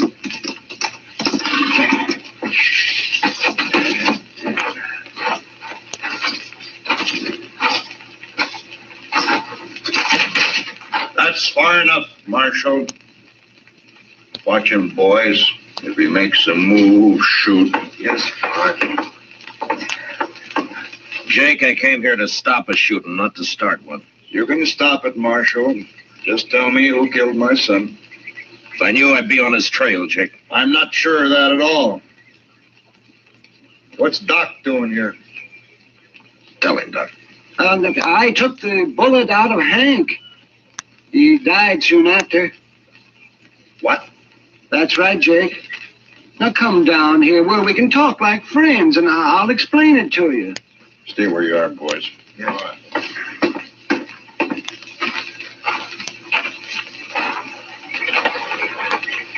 All right, Doc, let's hear it.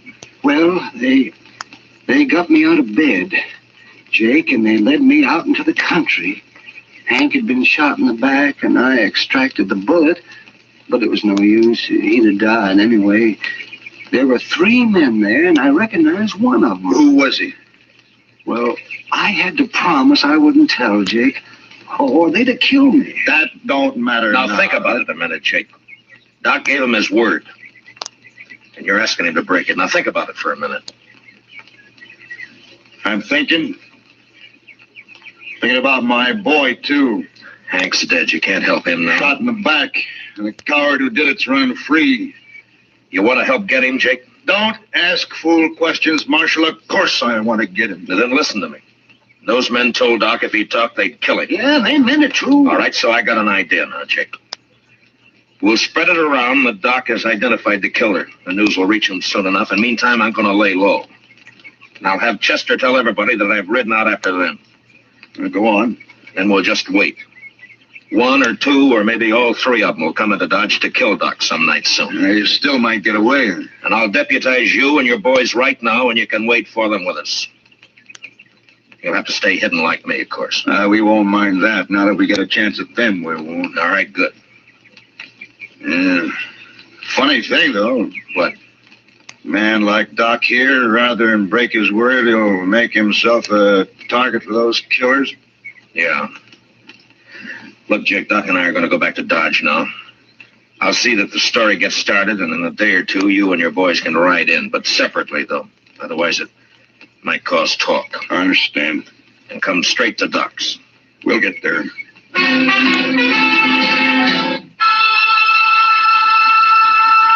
For the next few days, Doc never left his office. I figured that'd make him look scared and draw the killers right into our trap. The rest of us sat around in his back room and waited. Chester kept us supplied with food and coffee, but we began to get pretty restless cooped up like that. And by the 5th night, we were being real careful with one another and over polite. But on the 6th night, about midnight, we got our game. Mr. Dillon, I think it's them. Where? They just rode up on the street, 3 of them. They're tying up outside right now. They acted too deliberate like for ordinary riders, so I ran up the back way to tell you. Doc, come on in. What do you want me to do, Matt? Take cover in here and stay out of sight. Yeah, whatever you say, Matt. Let's go downstairs and meet them, Marshal. No, we might just scatter them that way. Now listen. One of them will probably stand guard on the street while the other 2 come up here to get Doc. Chester, you and the 2 boys go down the back way. Jake and I'll wait in the Doc's office. But don't jump that man till we go into action up here. Do you understand? I got it. All right, then move fast. Come on, Jake. Now what? Well, we'll just wait here in the dark. Good. Now fix Doc's blanket on the couch here so they'll think he's in it. They're on the stairs now. All right, get back in the corner, Jake, or we'll be shooting each other. Quiet now. And don't start shooting until I do.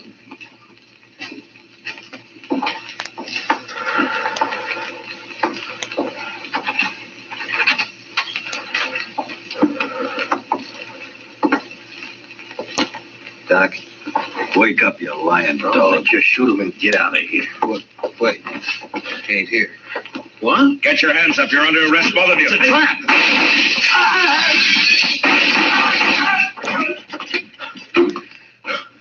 You all right, Jake? Got one of them. I'm all right. Doc, you can come on out now. Yeah, all right, man. They're dead. Light the lamp, will you, Doc? Yeah, all right. Yes, sir. Light the lamp.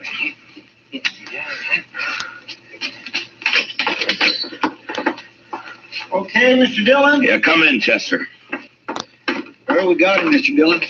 He tried to get away when he heard you up here, but he ran smack into one of the Worth boys.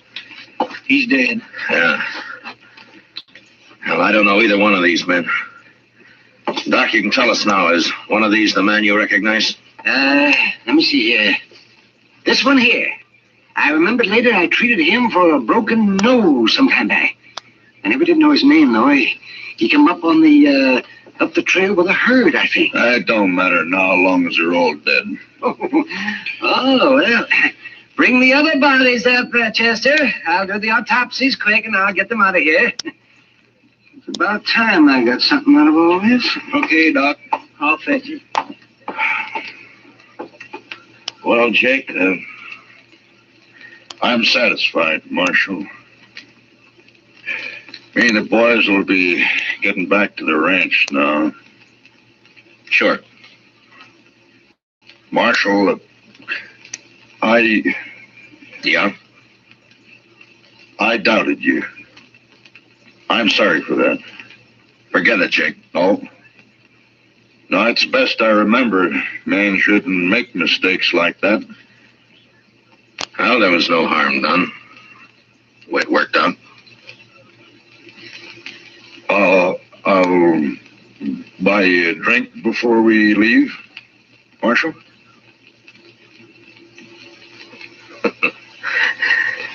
I think I'd like that, Jake. Come on, let's go.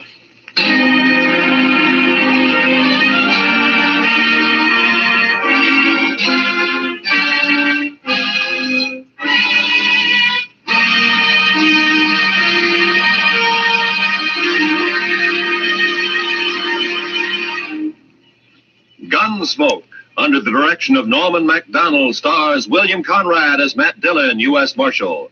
Tonight's story was specially written for Gunsmoke by John Meston, with music composed and conducted by Rex Corey.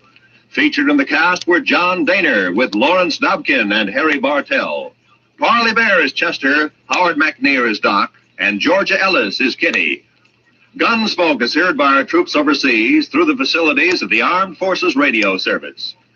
Join us again next week as Matt Dillon, U.S. Marshal, fights to bring law and order out of the wild violence of the West in Gunsmoke.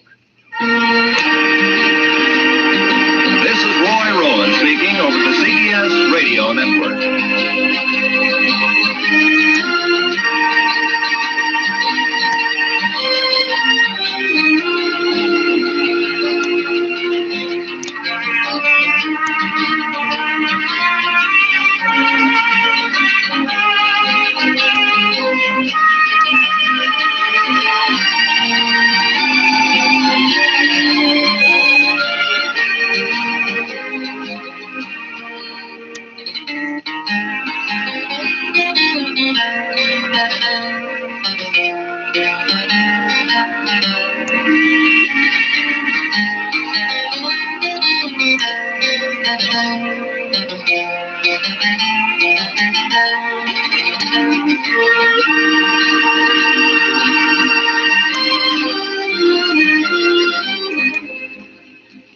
You're listening to Chin Radio AM 1540, the voice of multicultural Toronto, bringing you the latest updates on COVID-19. Stay informed, stay safe, and stay tuned to Chin Radio AM 1540.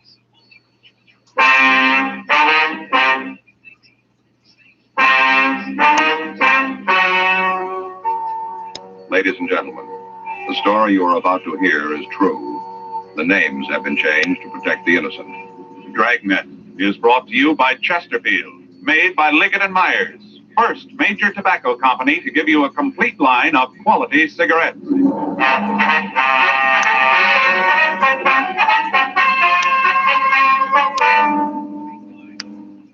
You're a detective sergeant.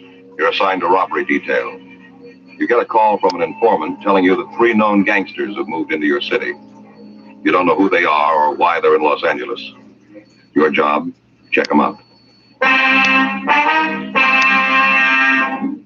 To sell a product, you have to make it good and keep it good. What do the latest reports show about Chesterfield? Well, our research laboratory has compared it with the leading cigarettes in the country. Chesterfield is highest in quality, low in nicotine. Another good reason why thousands of people are changing to Chesterfield every day. Smoke America's most popular two-way cigarette. Regular or king size, you'll find Chesterfield really mild, really satisfying. Best for you.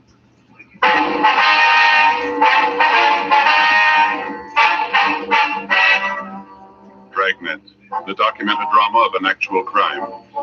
For the next 30 minutes, in cooperation with the Los Angeles Police Department, you will travel step by step on the side of the law through an actual case transcribed from official police files. From beginning to end, from crime to punishment, Dragnet is the story of your police force in action.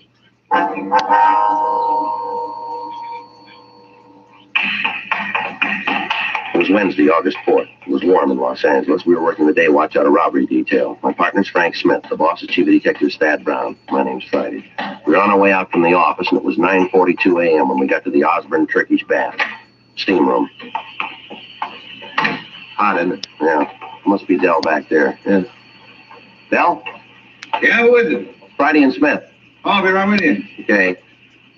Hey, Joe, did you ever have one of these? Well, what? Turkey's baths. Ever had one? No, I never have. I understand they're great for colds. You just sit there and it burns the germs right out. It's great. You ever have one? No, but Armin, my brother-in-law, he takes them all the time. Tells me about how it does for colds. Next time he has one, I think I'll go with him. Yeah, it's a good idea. Hi. Sorry to keep you waiting. We've been having trouble with the boiler. Got to keep a close check on the steam pressure in here. That's okay. Let's get out of here, huh? Well, it won't make me unhappy. It sure is hot, Dell. Go on upstairs. We can talk there. Okay. What do you got for us, Dell? I might not go anyplace, but I thought I'd fill you guys in on it. Mm-hmm. Fellow rolled in here last night. Must have been about 10:30. Nightman's out with a cold, so I had to fill in. A cold? Yeah, some kind of virus or something. Oh, yeah. Come on, we can talk in the office. Sit down. You mind if I go over some of these bills while we talk? No, go ahead. Well, this bimbo pulls in here last night, really carrying a load. I registered him and had Jimmy take him upstairs. Guy's kind of loud, you know, rolling all over the place. I wanted to get him upstairs to a room, figured he'd sack out and we wouldn't hear no more from him. Yeah. Well, he had a different idea. A couple minutes later, he comes downstairs and wants to know what's going on. What do you mean? Wants to know where the steam room is. Says he's not going to sit in a little room all night. He paid for his steam bath. That's what he wants. Yeah. When he starts to talk about his high-powered friends and this deal they're out to pull, I kind of figure there's something wrong. He tell you who the friends were? No, not right now. Just mentioned a guy named Bud. Kept talking how Bud was going to be sore at him because he got drunk. Must have said it 100 times, how Bud was going to be real sore. Sounded to me like this Bud is the big man in the deal. I see. No idea what the deal is, though, huh? No, most he said was that when they left town, they were all going to have a lot of money. More money than I'd ever seen. You got the name on this guy? Oh, here's the register here. Let's see. Hey, you can see right here. Vernon Carmichael, Los Angeles. Didn't give an address, huh? And once he mentioned he had to meet Bud at a hotel down on South Flower. Didn't say which one, though. Well, Flower's a long street, Dell. That doesn't help much. Didn't give you any ideas at all of what the deal was going to be, huh? No, must be a good one, though. Why do you say that? Well, when I took him up to his room last night, I could see his clothes hanging on a chair. Yeah. On top of his coat, he had a shoulder holster. Looked like a .45 automatic unit. The way I look at it, a guy that's carrying that kind of muscle is figuring on scoring heavy. You make any phone calls while I was here? No. Anybody had the room since he left? No, I told the cleanup man to leave it alone. Figure you'd want to go over it. Good idea. What time do you leave this morning?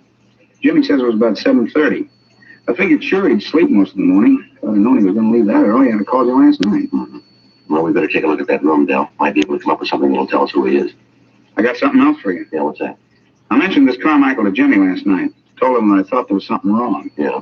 The reason the guy left so early is that he got a call from somebody. Guess it's the guy that picked him up. Did this Jimmy see who it was? No, did the next best thing, though. Yeah, what's that? Got the license number of the car.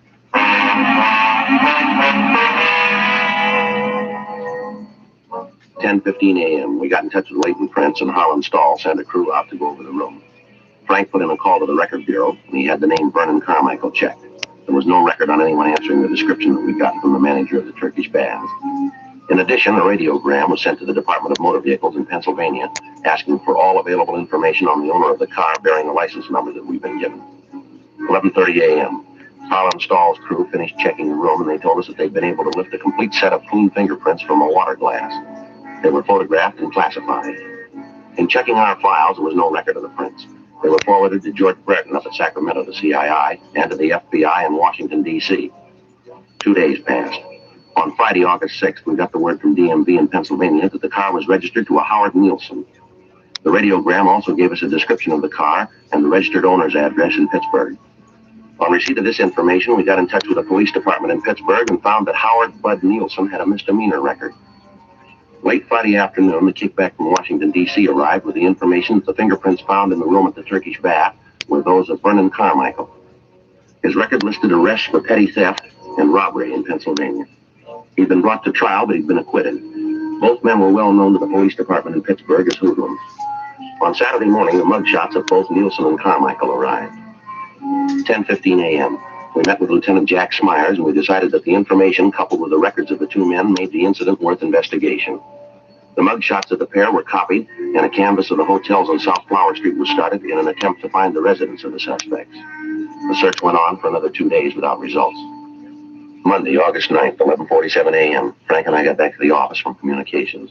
You know, we're going to feel pretty silly if Carmichael and Nielsen are already back there. Yeah. It's beginning to look like the tip from Dell about the hotel and Flower was off. Huh? Still a lot of places to check, though. Friday? Yeah. We got it for you. What? Carmichael and Nielsen. We found the hotel.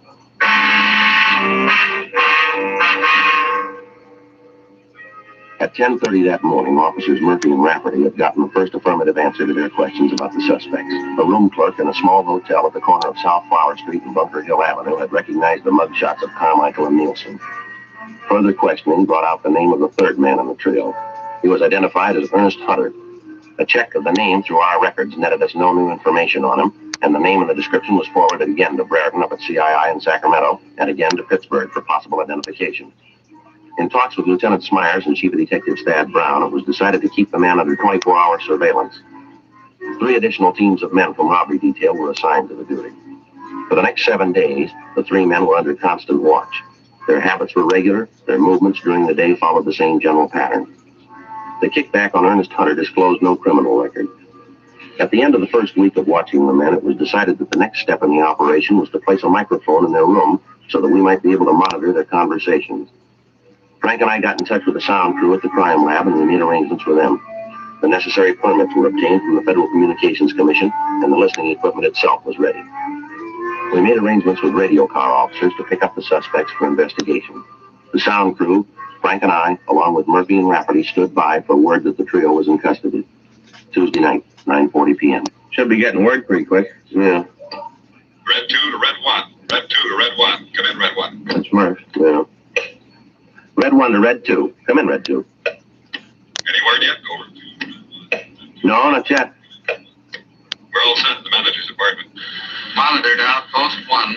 Monitor to Outpost 1. Come in, Outpost 1. Sounds like they got it. Yeah, you want to take it? Yeah. Stand by, Red 3. Outpost 1 to monitor. Outpost 1 to monitor. Go ahead. Monitor to Outpost 1. Information received that suspects are in custody. Repeat, suspects are in custody. Acknowledge. Outpost 1 to monitor. Outpost 1 to monitor. Message received. Outpost 1 out. You heard us. Now. Red 1 to Red 2 and Red 3. Red 1 to Red 2 and Red 3. Do you read me, Red 2 and 3? Red Red 2 to Red 1. Read you. Red 3 to Red 1. Receiving clearly. Red 1 to Red 3. Suspects are now in custody. Proceed with installation of listening equipment. Over. Roger, Red 1. Red 3, please keep contact. Will do, Red 1. Red 3 out. Red 1 to Red 2. Come in, Red 2. Red 2 to Red 1. Murph, can you see the suspect's apartment from where you are? Not good, Joe. It's down the hall and around the corner. First door. Over. Red 1 to Red 3. Come in, Red 3. Red 3 to Red 1. Are you in the apartment yet? Yeah, Joe. We're just starting to install the bug. Is there a radio in the room? Yeah, a small table model. It's on the nightstand next to the bed. Can you fix that before you leave? Yeah, I'll pull one of the wires so it won't work. Good. Where are you putting the bug? We're laying it under the edge of the carpet near the door to the kitchen. Should be able to pick up the whole room from there. Well, there's nothing to do now until we get it finished, huh? Yeah. We've got the recorder all set up? Yeah, it's in the room. Sound crew came in this afternoon and made the installation on it. You know how to work it? Yeah, I think so. Jack checked me out on it. It's pretty simple. Just like playing a piano. Press a key and away it goes. Well, I hope you got it. I've always had trouble with it. Last time out, I wanted to rewind one of the spools and listen to something. Ended up erasing everything we had. Yes, I remember that very well. I was afraid you wouldn't. Red 3 to Red 1. Red 3 to Red 1. Come in, Red 1. It's the sound crew. Yeah. Red 1 to Red 3. At completed installation, we're leaving the apartment. Have you seen anybody in the halls? No, all clear. We've had more than our share of luck on this one, Joe. Yeah, let's hope it holds out.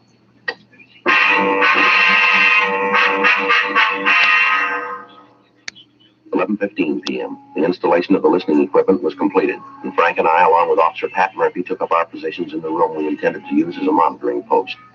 Officer Rafferty went back to the city hall and told them that we'd finished and we were ready to have the suspects released.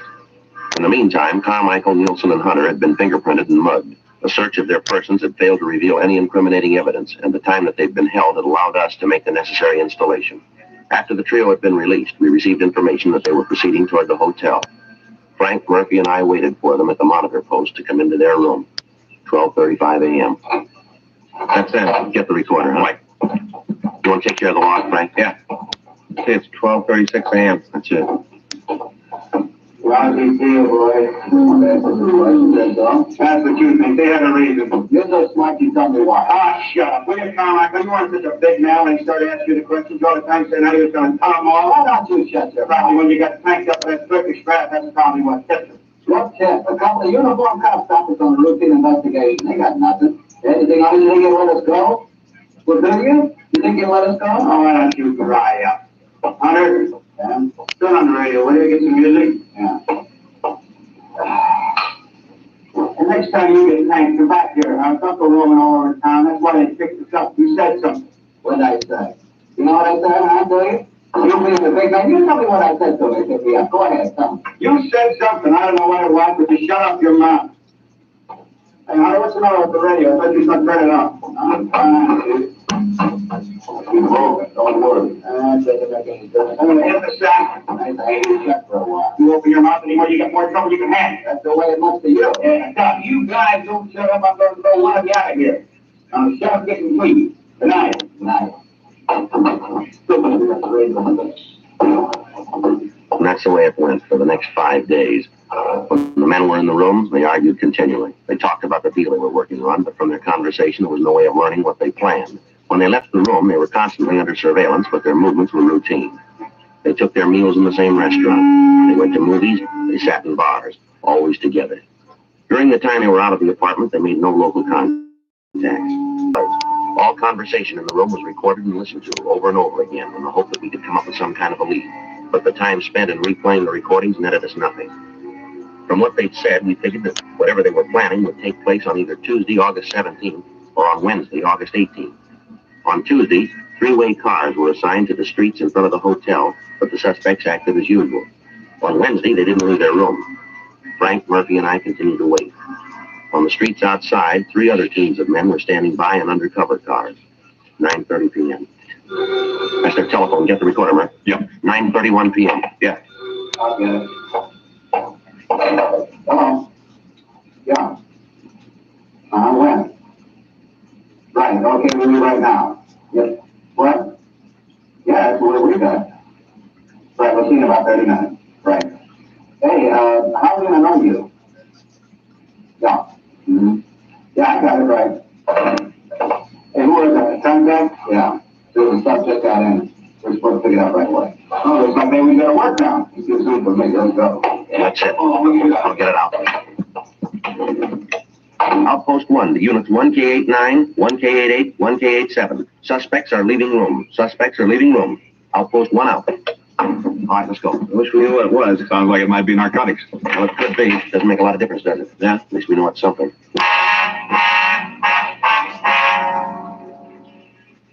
By the time we got to the street, the suspects were getting into their car and pulling away from the curb. Frank, Murphy, and I got to our car and followed them.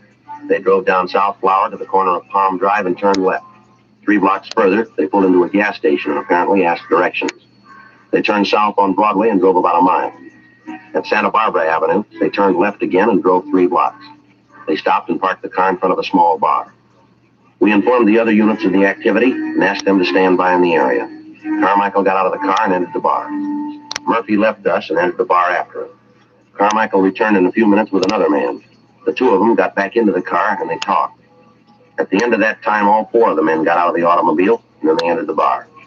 Shortly after that, Carmichael, Nielsen, and Hunter walked out of the place. Carmichael was carrying a small package wrapped in plain brown paper and tied with a string. The 4th man wasn't with him. Frank and I got out of our car and approached the men as they stood talking. All right, hold it up, police officers. Over there. Put your hands up on that wall. What's going on? Get your hands up there. Frank, you want to check the package? Yeah. Keep your hands on that wall. Lousy deal. I hope you're happy, Carmichael. I hope you're real happy. What are you talking about? I've got to lay this one to you. You really took care of this. Stand still and keep quiet. How about it, Frank? I don't know.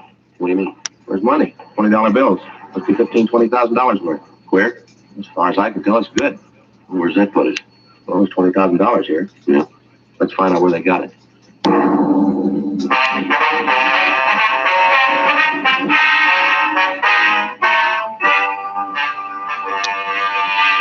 You are listening to Dragnet, the authentic story of your police force in action.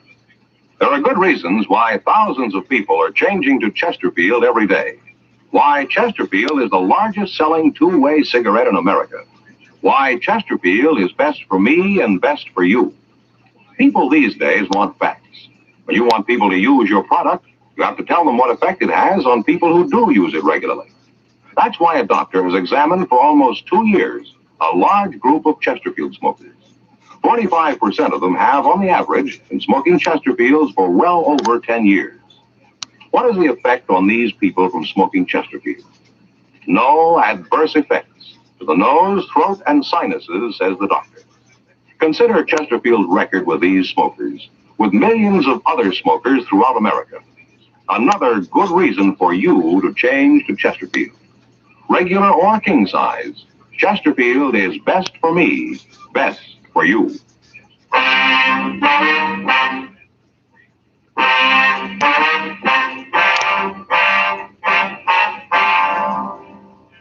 10:02 a.m. The 4 suspects were taken into custody and removed to the city hall for interrogation. We got in touch with the Secret Service and asked them to come over to the office to check on the currency. The agent arrived and after looking at the money, pointed out several minute mistakes that had been made in the engraving of the plates. He went on to explain, however, that this particular printing was one of the best that he'd ever seen. He told us that the paper used in the bills would be analyzed and that we'd receive copies of the reports as soon as they were finished.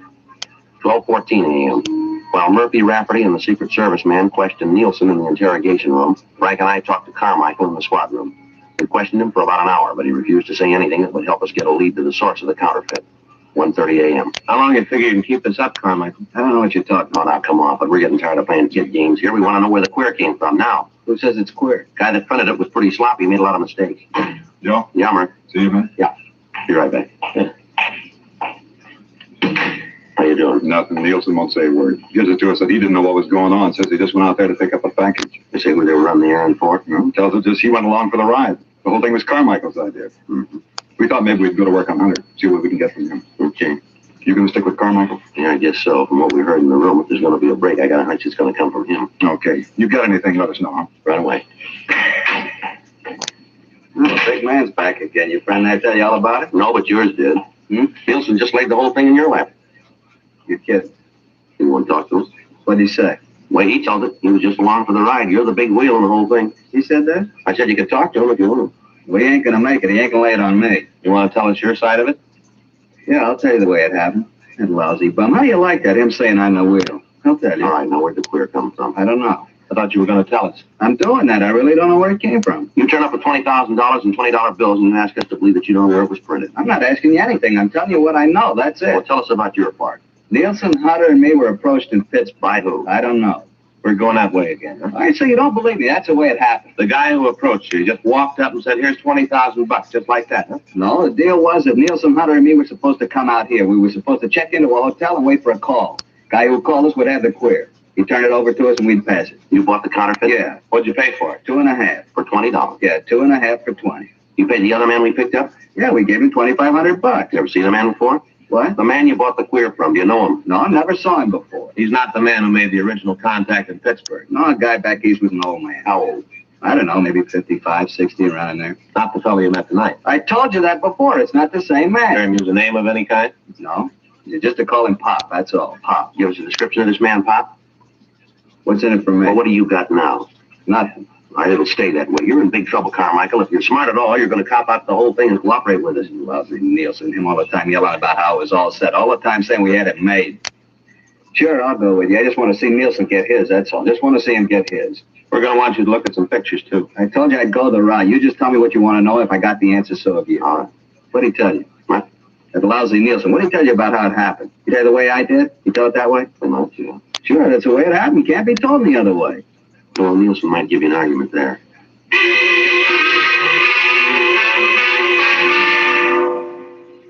Further interrogation of the other three men in the operation served to corroborate the story that we'd been given by Carmichael.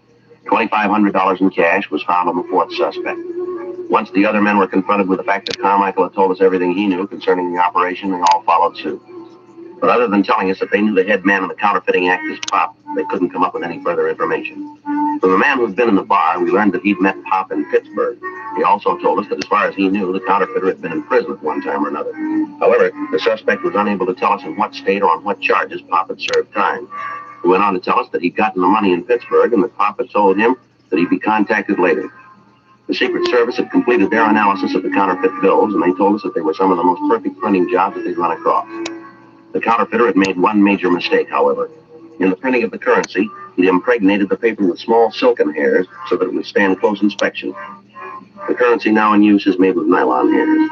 The agent from the Secret Service told us that they had agents working on tracing the manufacturer of the paper in the hopes that they could come up with a lead as to the identity of Pop. The four suspects were booked into the city jail. Thursday, August 19th, we ran the name Pop through our moniker file. Of the 47 cards turned over to us by the Record Bureau, 19 of the suspects listed matched the descriptions that we'd been given. The pictures of the men were pulled and shown to Carmichael and the other three suspects. They were unable to give us an identification. The name and description was sent to George Brereton in Sacramento, and he sent us another 150 possible. These were checked out without result. The nickname and physical description of the man was sent to Washington, and we got back over 1,000 names and pictures. It took us 6 weeks, working with the Secret Service, to check out these possibles. The results, nothing. Tuesday, October 5th, Frank and I got back to the office. I get it. Robbery Friday. Yeah. All right, wait a minute. Wait till I get that down. All right, go ahead. Yeah. Yeah, well, let's check out. Right. Okay, we'll meet you. What you got? Report of the paper and the queer bills just came through. Yeah. Looks like we found Pop.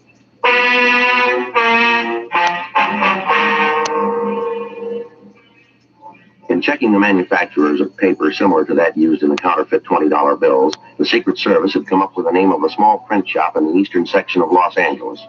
The paper used was of an unusual type, and there were not many orders for it. This particular shop had ordered large quantities of it in the past and was continuing to use it. In checking out the name of the man on the order blanks, the Secret Service had found that he'd been convicted of robbery and had served a term in the federal penitentiary in Atlanta. He'd been released and had come to California and opened a small print shop. We spent the next 2 days checking the suspect out. His name was given as Stanley Jackson, age 47. For the next week, the print shop and Jackson himself were kept under constant surveillance. On Thursday, October 14th at 11:50 p.m., the suspect was followed to his print shop. I'll cover the front of the shop, Joe. Right, Mike. Yeah.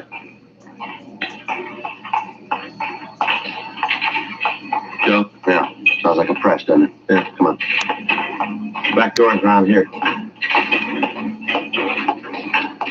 You see what's going on in there? No. Got the windows all painted over. What do you figure? Well, it doesn't leave us with a lot of choice. If we go in and he's not printing counterfeits, we're going to make him so hinky that we might never nail him. Yeah. If we don't go in, he might get rid of the plates and we're in trouble there, too. Yeah, like I said, we haven't got much choice, have we? All right, let's go. What's going on? What are you doing Police here? officers, you're under arrest. You're taking arrest, right? You have no right to come in here like this. I know my rights. You haven't got a warrant. You've got no right to act like this. You want to kill us, Frank? I got it. Plates for the press, Joe. Doing the green overlay. Take a look. You haven't got any right touching those. They're mine. They belong to me, mister. Where'd you get the plates, Jackson?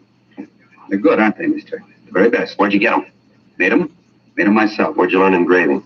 In prison. When they sent me to prison, I learned all about engraving. Real engraving. Not photo process, but the real thing. Finest plates I've ever seen. The best. Beautiful money, isn't it? Best I've ever seen. Fool anybody. Did it all myself. Pass it anywhere. Fool anybody, anywhere. Yeah. Just look at it, mister. That's a genuine article, isn't it? Real money. It's perfect. Absolutely perfect, mister. No, you're wrong there. The government didn't print it.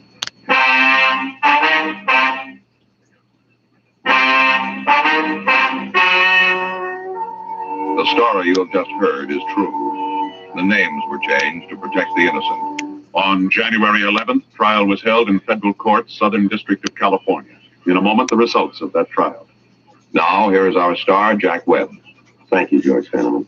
Friends, we've tried very hard to set a Dragnet standard. Now, to put that in just a few words, we try to make each program the kind of entertainment that you want. And we're going to keep working real hard at that. And you know, the people who make Chesterfields feel the same way about their cigarettes. To sell a product, you have to make it good and keep it good. And the latest reports from our research lab shows Chesterfield is highest in quality. Highest in quality, low in nicotine. Smoke America's most popular two-way cigarette. Chesterfield, regular or king size. They're milder, they're satisfying, they're best for me, best for you.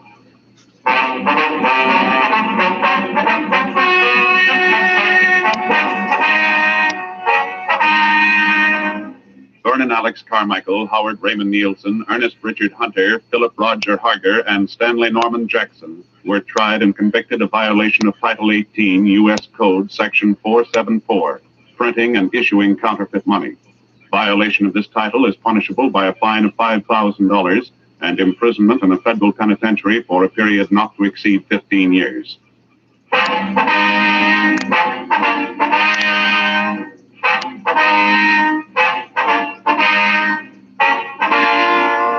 You have just heard Dragnet, a series of authentic cases from official files. Technical advice comes from the Office of Chief of Police W.H. Parker, Los Angeles Police Department. Technical advisors, Captain Jack Donahoe, Sergeant Marty Wynn, Sergeant Vance Brasher. Heard tonight were Ben Alexander, Clarence Cassell, Jack Crucian, Harry Bartell. Script by John Robinson. Music by Walter Schumann. Hal Gibney speaking. Watch an entirely different Dragnet case history each week on your local NBC television station. Please check your newspapers for the day and time. Chesterfield has brought you Dragnet, transcribed from Los Angeles.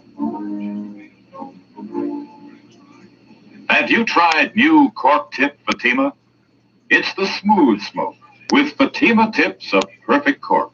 King size for longer filtering and Fatima quality for a much better flavor and aroma. Remember, Fatima with tips of perfect cork is made and guaranteed by the makers of Chesterfield, Liggett & Myers Tobacco Company.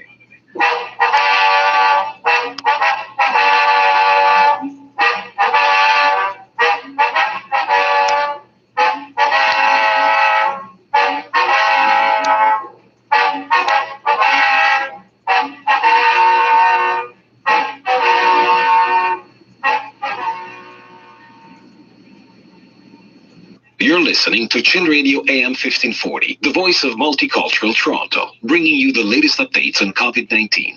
Stay informed, stay safe, and stay tuned to Chin Radio AM 1540.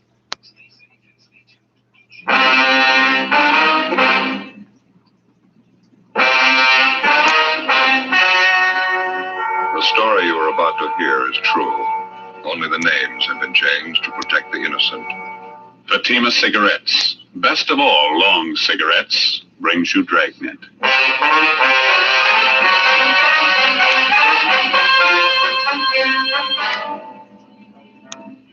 You're a detective sergeant. You're assigned to burglary detail. A gang of clever thieves are at work in your city. In 3 months, they've looted fashionable homes of $100,000 in furs and jewels. There's no clue to their identity. Your job, get them.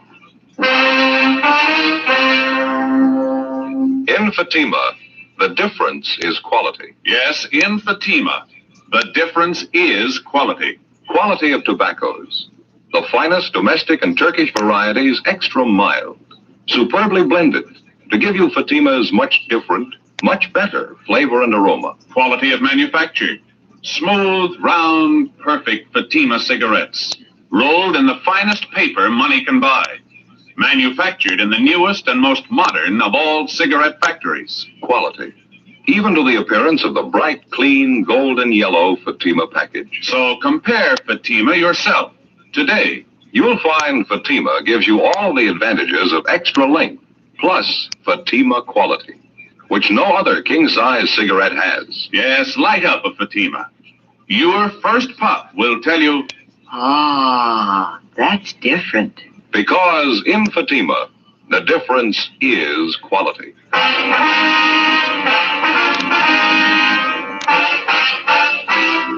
Dragnet, the documented drama of an actual crime.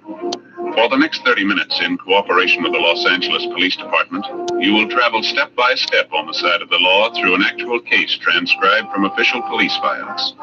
From beginning to end, from crime to punishment, Dragnet is the story of your police force in action.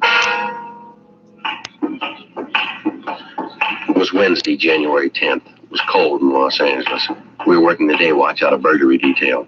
My partner's Ben Romero. The boss is Captain Wisdom. My name's Friday. It was 11:15 a.m. when we got back to the city hall. Captain Wisdom's office. Hi, Skipper. Hi. How'd you make out? Not too good. Same old story. Anybody in the house when the thieves broke in? Yeah, the children's nurse was there. She said the burglary took place about midnight. She was asleep in bed at the time. The nurse said she woke up when she heard the thieves forcing their way in through a side door. She jumped out of bed, ran for the telephone in the hallway, and they grabbed her before she could reach it. Do her any harm? Well, a little, yeah. They tied her up, locked her in a closet. Same MO as the other job, Skipper. 3 men, each of them wore gloves and a mask. They took all the furs and jewelry they could find, nothing else. Nurse give you the same general description on the 3 of them? Yeah, it's not going to help much. Said 2 of the men were tall, medium build, and 1 was short, heavy build. She was so rattled she couldn't even remember the clothes they had on. 12 jobs with the same gang in 3 months. We don't even have a good description of them. How slow can we move? Doing everything we can, Skipper. Excuse me, Cole. Burglary, Wisdom? Not until 2 o'clock? No, that's all right. 2 o'clock sharp. Right, bye.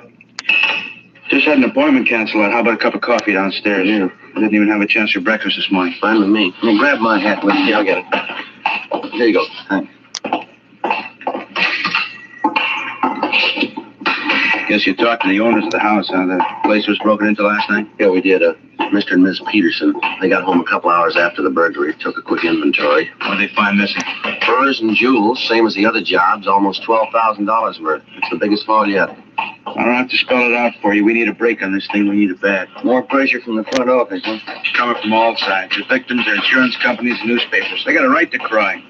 Those thieves have been grabbing furs and jewels for 3 months. We're doing everything about it we can do, Skipper. Planning stakeouts, working on informants, running down every lead we can get our hands on. Covered every angle I can think of. They don't worry about the angles we cover. They want results. They want their property back. Go ahead, Skipper. Yeah. Now, how about the stuff they took on the job last night? You get it on the stolen property list? Yeah, it's all listed. That's one thing that really gets me.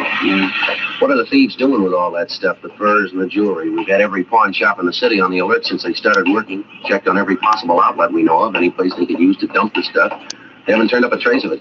No results from those APBs you got out? Well, yeah, a few, but none of them are panned out. How about trying the cafeteria here? They got pretty good coffee. Yeah, good idea. Why don't you 2 grab a table? I'll get the coffee. Right, Ben. Oh, hold the cream on mine, will you? Right, Skipper. How's this? Is all right? Yeah, it's fine. 3 chairs? Yeah. Okay. How about it Friday? You or Ben got any ideas at all? Well, there's one thing we wanted to talk over with you. We were kicking the idea around on the way back into the office. Mm-hmm. Would you like a smoke? Oh, thanks. Mm-hmm. There you go. Last night, we were comparing the different stories we got from the burglary victims. Yeah, I like it. Thank you. You get a line? Yeah, it's all right, thanks. Go ahead. Well, that's one thing that all their stories seem to have in common. Now, that's counting all 12 victims. Yeah, what's that?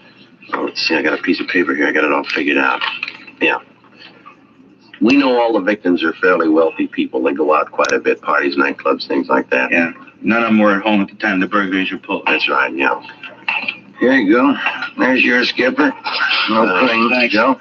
Thank you very much. I was just telling the captain about that idea we were talking about on the way back in. Yeah, oh, yeah. All right, so none of the victims were home at the time of the burglary. Where does it go from there? Well, for one thing, we all pretty much agree that there must be a finger man working with the gang, don't we? Somebody who knows the victims aren't home. Somebody who also knows the victims aren't wearing the furs or jewels on that particular night. Is that right? That's right. We've been going on that assumption.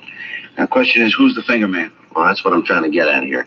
Ben and I compared the victims' stories. We found out that in every case, each of the victims had been out in some public place from 3 to 5 days before the night of the burglary. Now, at that time, every one of them wore furs and expensive jewelry. Yeah. Well, why don't you read off some of those examples we got there, Joe? Okay. Well, here's the first one. Mr. and Mrs. Charles King. Now, on December 10th, they went to a nightclub out in Hollywood. Mrs. King wore a fur coat and quite a bit of jewelry. On December 14th, they went out to a theater. They didn't dress up at all. They left the furs and jewels at home. That's the night that their house was burglarized. And this same pattern shows up in every one of the victims' stories? No, it's not quite that close, but the same elements seem to be there. Yeah, here's another one, Skipper. Let's see. Mr. and Mrs. Lyons, November 20th, they went to a big party at a restaurant out on Sunset. Woman wore jewelry, expensive fur wrap. A week later, they went to a party at a friend's house. Mrs. Lyons left her furs and jewelry at home, and the same night, the thieves broke in. Yeah, that's a pretty good angle. Now, how do you tie up all the loose ends? Well, let's see a paper again, Ben. We got a halfway figured right here. Just before each of the victims was taken, they appeared in a public place, wearing the furs and jewelry. We've got a list of all the places, nightclubs, restaurants. There's about 6 of them here. So the finger man for the gang must be watching these 6 places. He spots the people with the expensive furs and jewelry and tips off the gang. They watch the house. Next time the people go out and the thieves see the woman isn't wearing her furs and things, and they move in. It's not a sure thing. We're just guessing, you understand? What do you think? Well, it sounds like a fair guess. Let's move on it. We'll have to cover each of those nightclubs and restaurants. It's going to take more men, more time. Could be nothing but a blind alley. We got the men, we got the time. Let's try it. 10 p.m., Wednesday, January 10th. Our idea for stopping the burglary gang by reaching their spotter or finger man was put into operation. The half-dozen nightclubs and restaurants where we thought the spotter might be checking off richly dressed couples as future burglary victims were placed under strict surveillance. Managers and employees of each of the places were questioned. It went slow. The first week got us 4 leads to check out. They led nowhere. Any and all suspicious-looking persons loitering in or near the clubs and restaurants that we had staked out were questioned and checked out thoroughly. Another week passed, no results. In the meantime, on January 23rd, the burglary gang hit again, this time at a dentist's home in the Hollywood Hills. The maid, a Miss Ilsa Bergstrom, was the only one present at the time of the burglary. Ben and I drove out to interview her. It was soon before midnight. The Mr. and Mrs. was gone out. They were sitting with the television. The 3 men broke in the side door. Is that right, Miss Bergstrom? Yeah, the side door, I think so. They were sitting with the television watching. I hear this sound. I turn around, and the 3 men, they're right there in the room with me. I thought I could scream, but I couldn't. Well, do you remember what the men looked like, Miss Bergstrom? How they were dressed? I don't know. I was so much being frightened. One of them had a jacket on, I think. A dark jacket. The others, I don't know. Anything else about them that you noticed? Yeah, they had masks all over their faces. I couldn't see. I jumped up. I tried to scream, but I was so much frightened. What'd they do then, Miss? Yeah, they put a cloth all around my mouth so I couldn't make noise. Then they tied my hands and my feet, and they put me in the closet out there. Just about the whole way. I was kicking and hitting at them. Mm-hmm. Had you ever seen any of the men before, Miss Bergstrom? No, never before. Do you think you'd know any of the men if you saw them again? I shouldn't be sure. One of them, maybe I might know him. Well, how do you mean? Did you get a look at his? Yeah, only it was very quick. When they was putting me in the closet, I was hitting and kicking at them. One of the men, I knocked his hat off. It fell on the floor. I pulled at the thing on his face, the mask. Almost it came off. Well, from what you could see, what did the man look like? Blonde hair, I can't remember. It's not so much on top here. It's only on the side here. And there was right there by the forehead, there, a scar going over that way. Yeah. Was he a big man, do you know? As big as the other? No, he was a smaller man. He was bigger this way, fatter. Yeah. He was so mad when I knocked his hat off. I thought maybe he'd kill me. They only put me in the closet, and then they closed the door. I could hear them upstairs going through the Mr. and Mrs. room. And you're pretty sure of the description you've given us, Miss Oh, Parks? yeah, the scar, the blonde hair. Not so much on top. I remember that. It was... Well, I was so much frightened, I thought they'd kill me. Now, after they locked you in the closet, they didn't come back? That's the last you saw of them? Yeah, they didn't come back to me. I could hear them move around upstairs, and then I could hear them leave after a while. Like all night before the Mr. and Mrs. came home and found me. I was so much frightened. This thing wouldn't happen in Sweden. That's where I come from, Sweden. Yes, ma'am. You sure there's nothing else about these men that you've noticed? Something we ought to know about? No, everything I saw, just what happened, I told you the way it was. This never would have happened in Sweden, not like this. These robbers like this. Burglars, ma'am. Yeah, these burglars. I thought I'd be dead. Never would happen in Sweden like this. You mean you don't have burglars in Sweden? Oh, yeah, we have burglars. Well, then just how do you mean that? We have burglars, but they don't break in the house when somebody's there. They're little bit gentlemen. That's so? Yeah, they wait till everybody's gone from the house, then they break it. Even burglars should be gentlemen a little bit. Before we left the house, we checked with the owners, took their crime report and a list of their stolen property, some $6,000 in jewelry and fur coats. The maid's description of one of the three men in the gang wasn't complete, but it was the best that we'd had on him in 3 months. Frank Cunningham in the I Bureau had the description of the scar on the suspect's forehead checked through the oddity file. Meantime, Ben and I paired up the additional facts about the suspect, the scar, the color and condition of his hair, along with his general description, his approximate weight and height. We had the stats office make a run for us and all ex-cons with burglary records who fitted the overall description. They came up with a list of 10 names, and we started checking them out. One of the first listed was a Russell Snow. We checked his last known address, but he'd moved. His mail was being forwarded in care of his brother, George Snow, who managed the Neptune Plunge, a public indoor swimming pool in the East Hollywood neighborhood. We drove out to interview the brother. Pretty good size for an indoor pool, huh? Yeah, it is. It's a nice layout they got. Must be the office straight ahead there. Hey, Joe. Joe, look. What's that? That girl over there. Look at that bathing suit she's got on. Yeah, they keep getting smaller, don't they? Makes you embarrassed just to look at her. Yeah, maybe I'm just getting old now.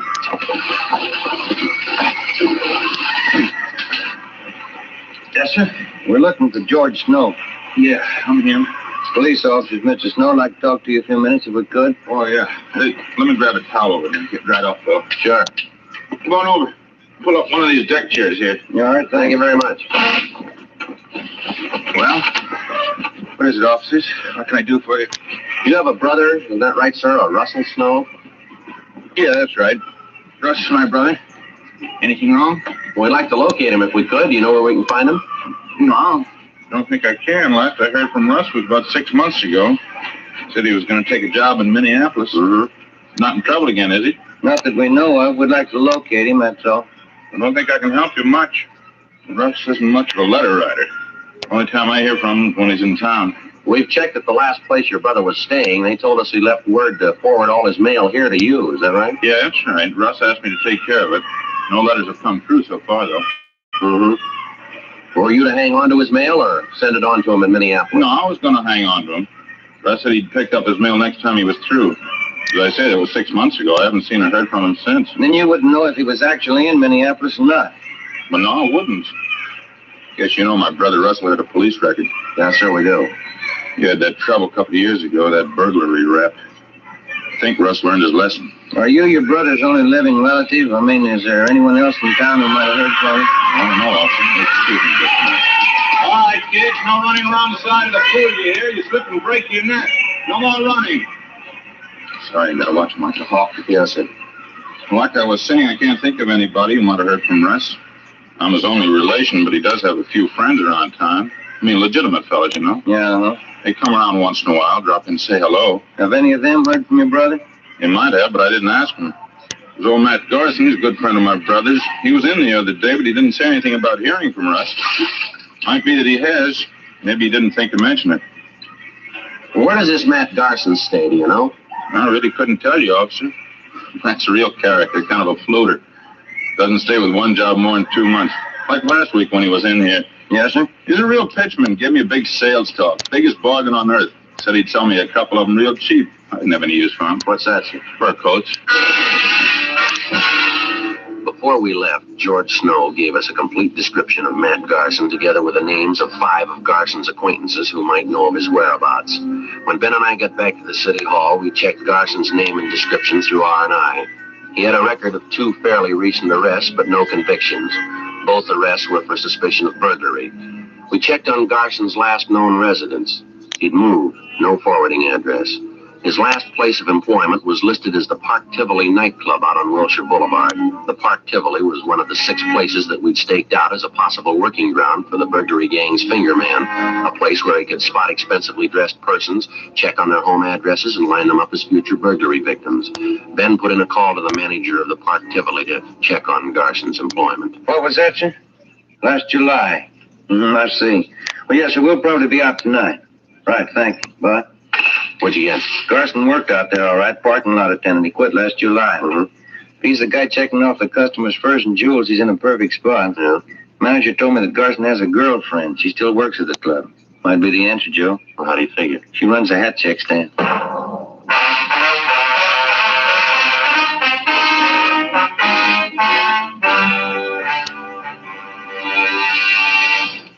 You were in the communications division of a Metropolitan Police Department, the teletype room.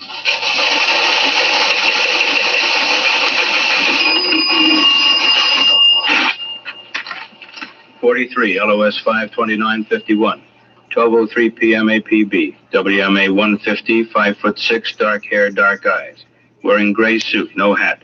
Suspect is wearing glasses. Heavy build, 22 years. Suspect is armed with blue steel revolver. Any information? Forward. You have just heard a teletype description of a suspect. This information will apply to many, but careful screening will eliminate all but one. You'll find the same is true when you examine king-size cigarettes. Yes, careful screening will eliminate all but Fatima. Compare Fatima. Fatimas are the same length as any other king-size cigarette, 85 millimeters. Fatima has the same circumference, 1 1/64 inches around. And Fatima filters the smoke exactly the same long distance as other king-size cigarettes. But in Fatima, the difference is quality. Fatima gives you extra mildness, a much different, much better flavor and aroma.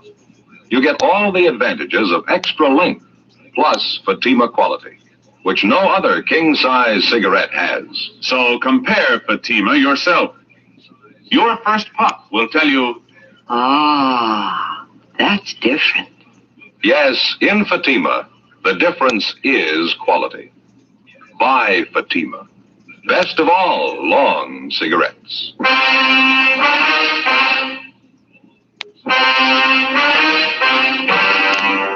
One of the biggest problems that faces a police officer working the burglary detail is not only apprehending the thief, but also recovering the stolen property.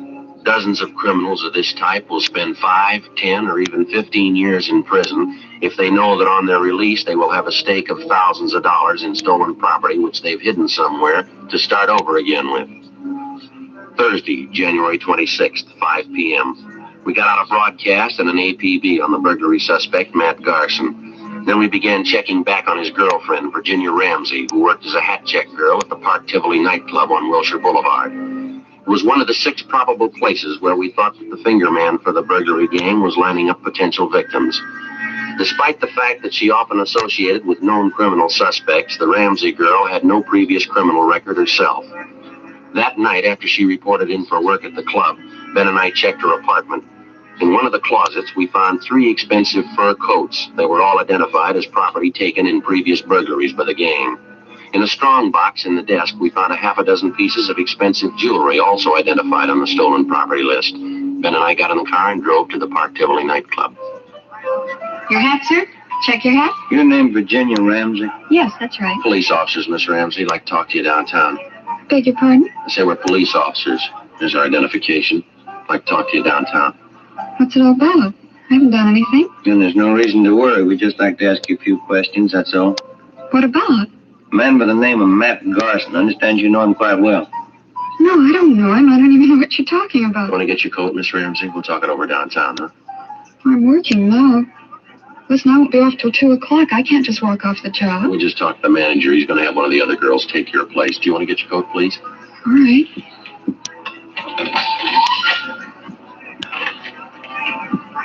You sure you checked with the manager? I don't want to lose my job leaving like We talked to him. It's all right. This way, please. Out the side door.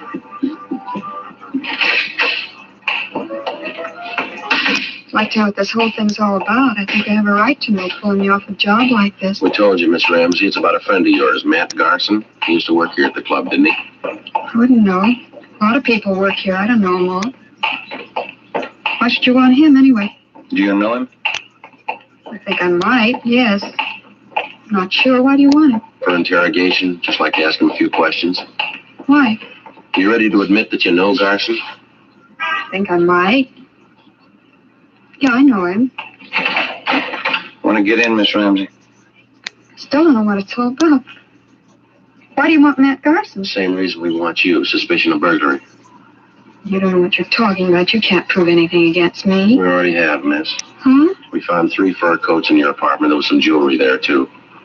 Those things are mine. Every one of them. They're all mine. Matt, come on. You're wasting time. They're stolen property. You know that. How about it, miss? You want to tell us about Matt Garson? Where is he? I told you. Told you the first time. Yeah? I don't know him.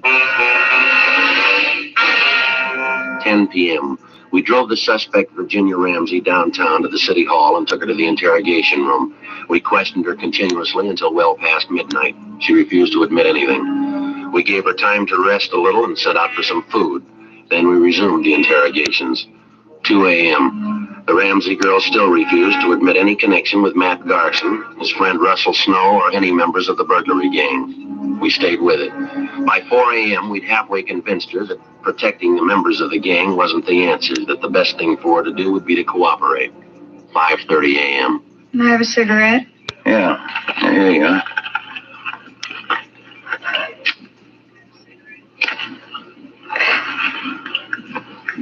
I'll tell you about it.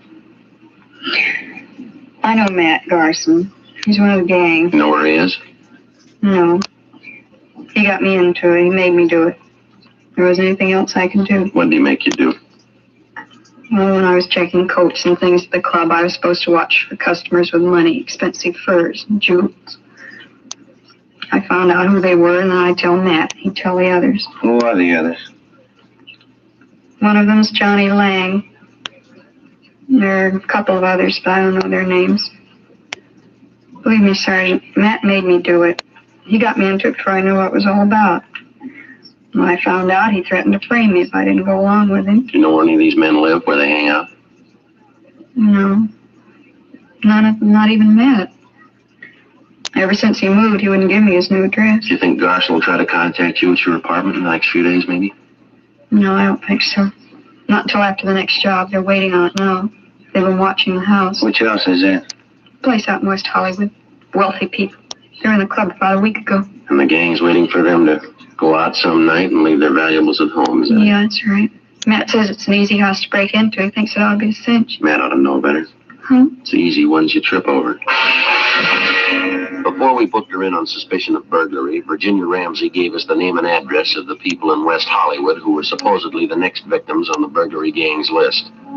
Later in the morning, we drove out to see the people.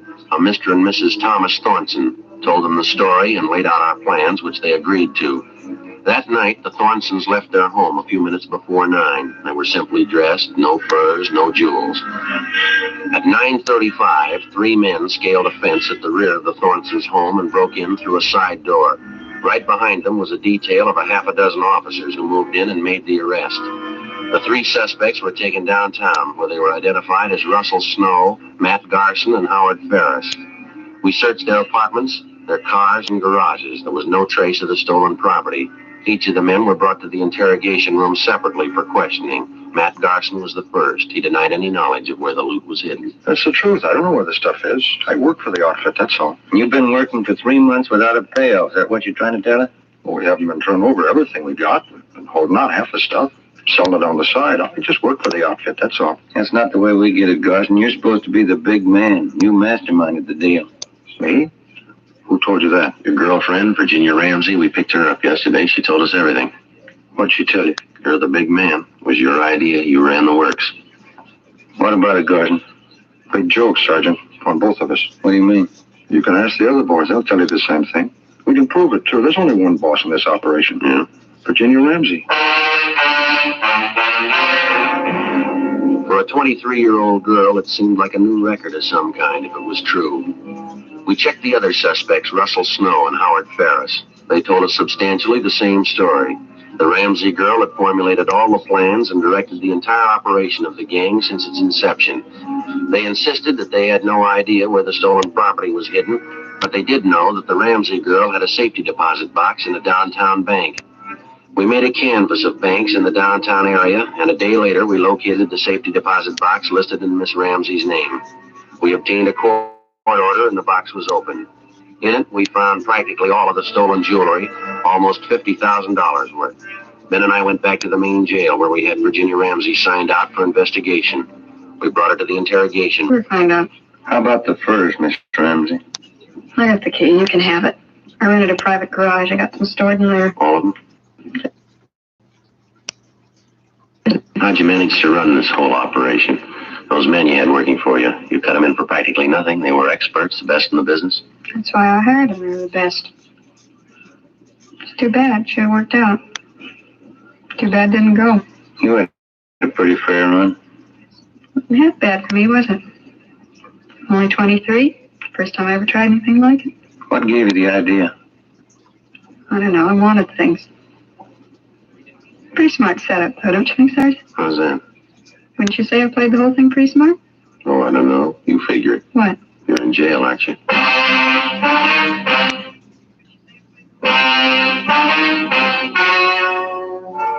The story you've just heard was true.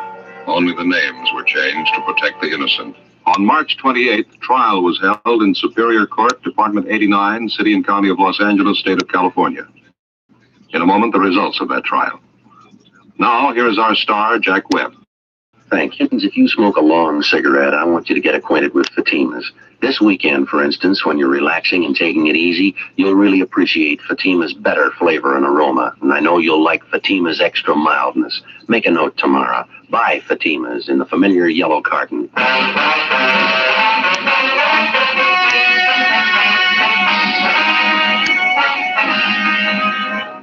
23-year-old Virginia Ramsey, the leader of the gang, was tried and convicted on 4 counts of first-degree burglary and 4 counts of receiving stolen property. The 3 male members of the gang were convicted of first-degree burglary, also 4 counts. They are now serving their terms in the state penitentiary. First-degree burglary is punishable by imprisonment for not less than 5 years. Receiving stolen property is punishable by imprisonment for not less than 6 months, nor more than 5 years. Ladies and gentlemen, vacation time is here again, and a great many of you will be taking trips in your automobile. Danger is never absent from the highways of America. Be careful. The care you take may save a life, and that life may be your own.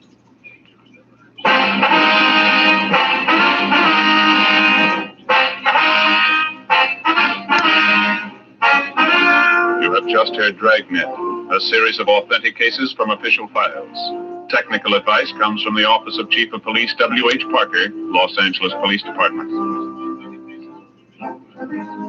Fatima Cigarettes, best of all long cigarettes, has brought you Dragnet, transcribed from Los Angeles.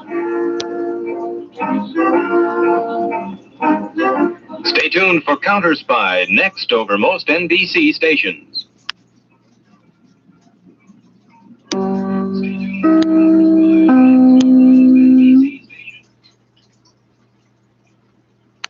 You're listening to Chin Radio AM 1540, the voice of multicultural Toronto, bringing you the latest updates on COVID-19. Stay informed, stay safe, and stay tuned to Chin Radio AM 1540. Colgate Dental Cream to clean your breath while you clean your teeth and help stop tooth decay. And Luster Cream Shampoo for soft, glamorous, caressable hair bring you Our Miss Brooks, starring Eve Arden.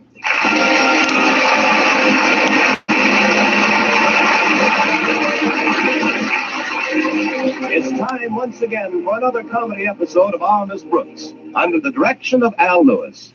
Well, running a high school is usually a difficult task.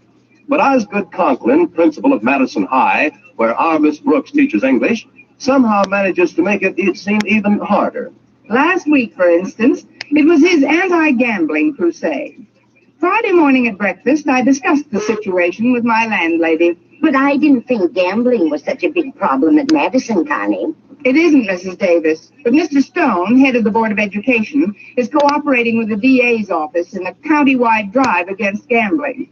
Naturally, Mr. Conklin hopped on the bandwagon. He's instituted some pretty sweeping reforms in our school. Like what, Connie? Like taking the gum machine out of the cafeteria. Plus which he deputized me to stamp out penny matching.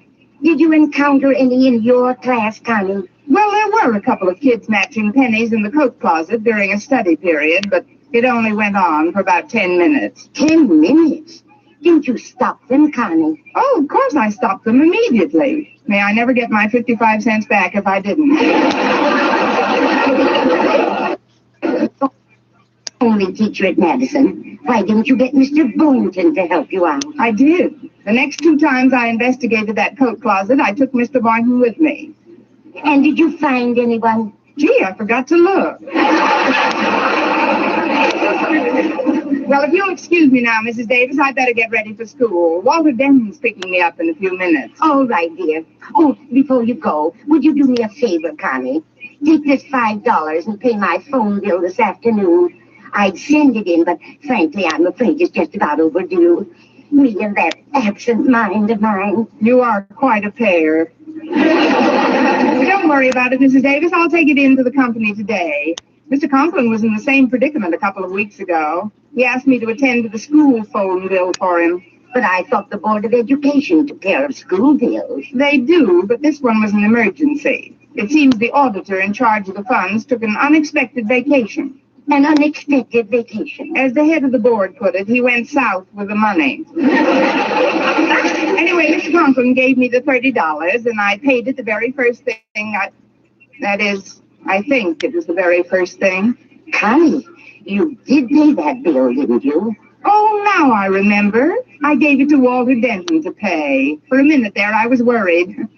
You gave the school phone bill to Walter Denton to pay, and now you're not worried? No, I can always start looking for another job.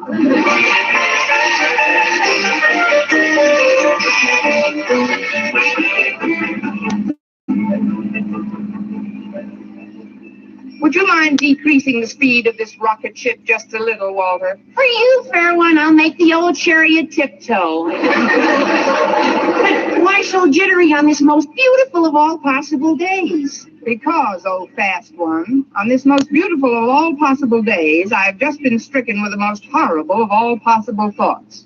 Briefly, the school phone bill I gave you 2 weeks ago. School phone bill. School phone bill. Oh, no, don't tell me you forgot it. School phone bill. Oh, now I remember. Oh, wasn't that the bill that was overdue and Mr. Conklin asked you to pay it for him at once? Yes, that's the one. And you had something important to do downtown and told me to take care of it immediately? Exactly. Oh, well, it's a relief to know that's attended to. I knew you wouldn't let me down, Walter. Of course I wouldn't let you down. I told him to pay it at once when I turned it over to Stretch Snodgrass. Stretch Snodgrass? Listen, Walter, I know Stretch is a great athlete and a good friend of yours, but he's a bird brain. You're just worrying in advance, Miss Brooks. I'm sure he took care of it. But look, ask him about it. Hey, Stretch, wait up a minute. Okay. Hi, Walter. Hello, Miss Brooks. Stretch, I'd like to ask you a question. Fire away. Don't think it's not a temptation. Do you recall the phone bill Walter gave you to pay 2 weeks ago? Remember, Stretch? I told you it was urgent. Urgent? Oh, yeah. Wasn't that the phone bill Mr. Conklin gave Miss Brooks to pay in a hurry? That's right. It was overdue, and I gave it to Walter and told him to pay it without delay. Yeah, and I had something very important to do myself that day, so I gave it to you and I told you to take care of it immediately. Sure, I remember it all now. Then you took care of it. Absolutely. When I handed that bill to my sister, I told her to pay it at once. To whom it may concern, copy this phone bill and send it along with 10 cents to 5 of your friends, and if no one breaks the chain, who knows, someday you may be the lucky recipient of a very low number at Alcatraz.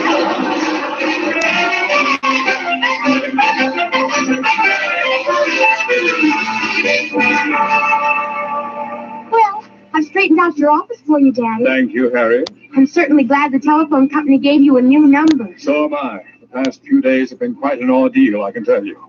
I still don't know how those telephone people could give a disc jockey the same number as mine. It was just a mistake, Daddy. I'm sure it won't happen again. It better not. Those ridiculous song requests had me frantic. Imagine I get down to my office, haven't even said good morning to a soul, and 10 people call up and say, good night, Irene.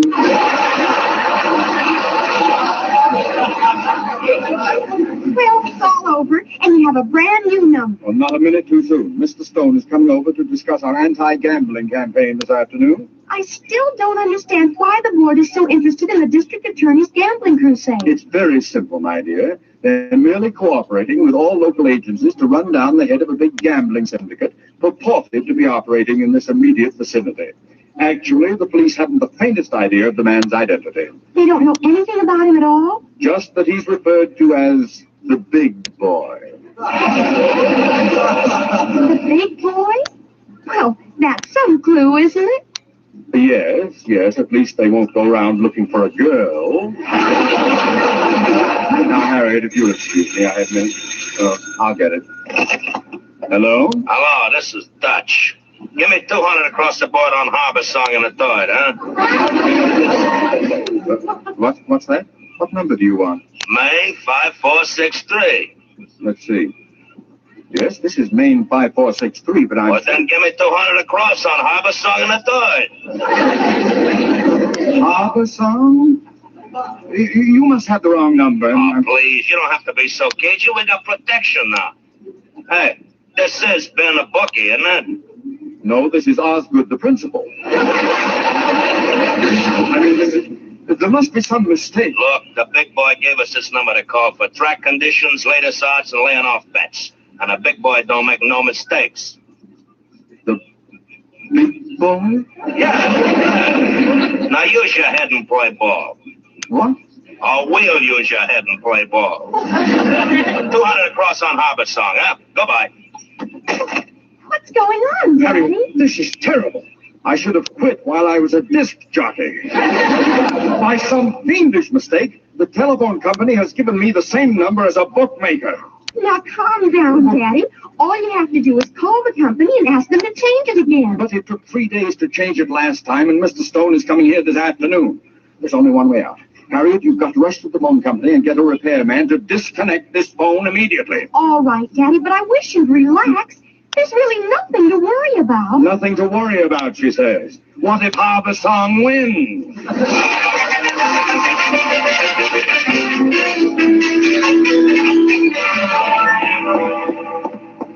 Gosh, Miss Brooks, I thought you'd never come out in the hall. It couldn't be helped, Stretch. My contract here calls for me to teach a little English every day. I'm sorry. Oh, don't be sorry.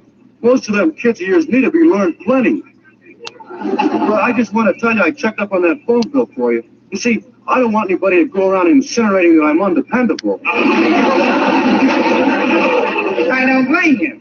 That kind of incinerating would burn me up, too. What did you find out about the bill? Well, luckily, my sister realized how important it was. Oh, wonderful. Then she took care of it. I'll say she did. She gave it to my mother to pay. Now your worries are really over. My mother is just as dependable as I am. That's no way for a child to talk about his parents. Look. That phone bill couldn't have been paid. The telephone man is here to disconnect the phone. What? Where is he, Walter? He's right down the hall. He just asked me how to find Mr. Conklin's office, but I stalled him off. I gave him directions to another place entirely. But that's only a temporary stay. Tell me where you directed him, and I'll go find him. Where I directed him, you can't go. Look, he's coming back now. Pardon me, ma'am, but could you tell me how to get to Mr. Conklin's office? Mr. Conklin's office? Who's Mr. Conklin? Well, I don't know, but my orders read, disconnect phone to Osgood Conklin's office. Oh, that's Mr. Conklin. You must have been carrying those orders around for quite a while, young man. What do you mean? He died 10 years ago. Oh, I'm sorry to hear that. Now, what about his office? His office? Oh, that's been converted into a student coat closet. Coat closet?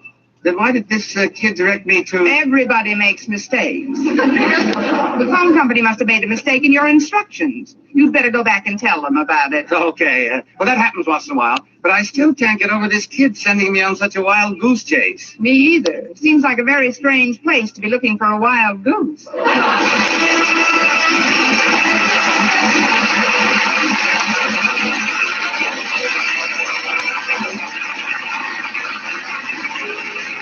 Brush your teeth with Colgate. Colgate Dental Cream. It cleans your breath. Water toothpaste. Water cleans your teeth. Colgate toothpaste. Cleans your breath. Water toothpaste. Water cleans your teeth. Colgate Dental Cream cleans your breath while it cleans your teeth.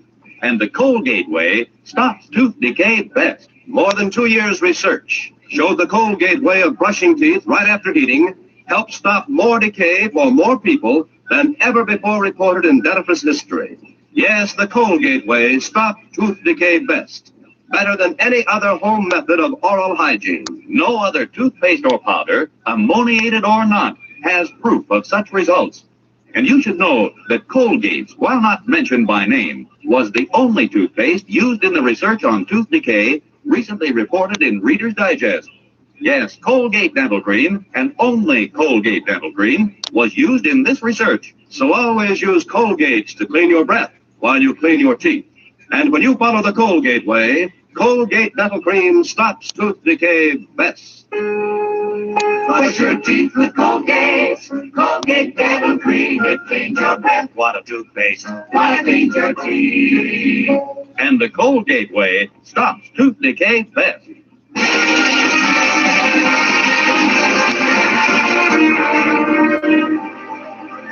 Well, even after the repairman left, I was still jittery for fear he'd come back and reveal the truth about my negligence to Mr. Conklin.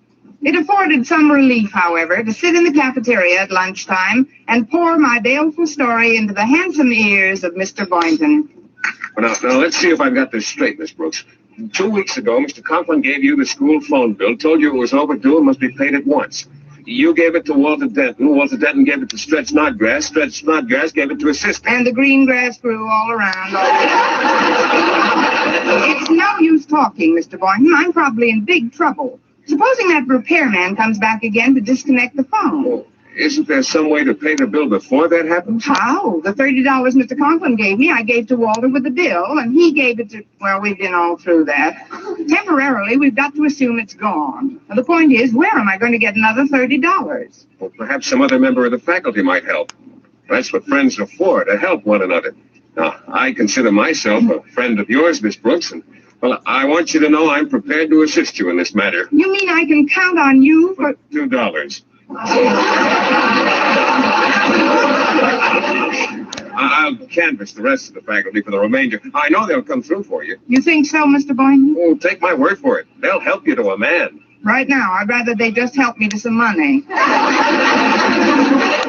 Well, if you'll excuse me, Miss Brooks, I'll go see a few of them. Pardon me, Mr. Boynton. And Miss Brooks, he's back. The telephone man is back. No, where is he, Walter? Well, Stretch and I caught him as he was entering the building, right outside Mr. Conklin's office. You didn't let him get into Mr. Conklin's office. Tell me that you thought of a way to stall him again. Well, I didn't, but Stretch thought of a wonderful way. How? He's sitting on his chest.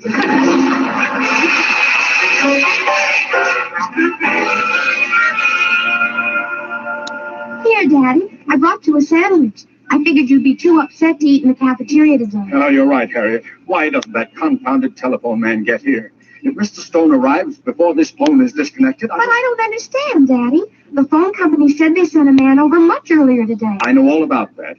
But when I called them to send him back, they claimed I died 10 years ago. But that's ridiculous. Thank you, my dear. However, if that fellow doesn't come back, I don't know I've what... got an idea. Why don't you just pull the wire out yourself? What? Me commit a malicious mischief against the telephone company's property? You forget, Harriet, your father is the principal of a great high school.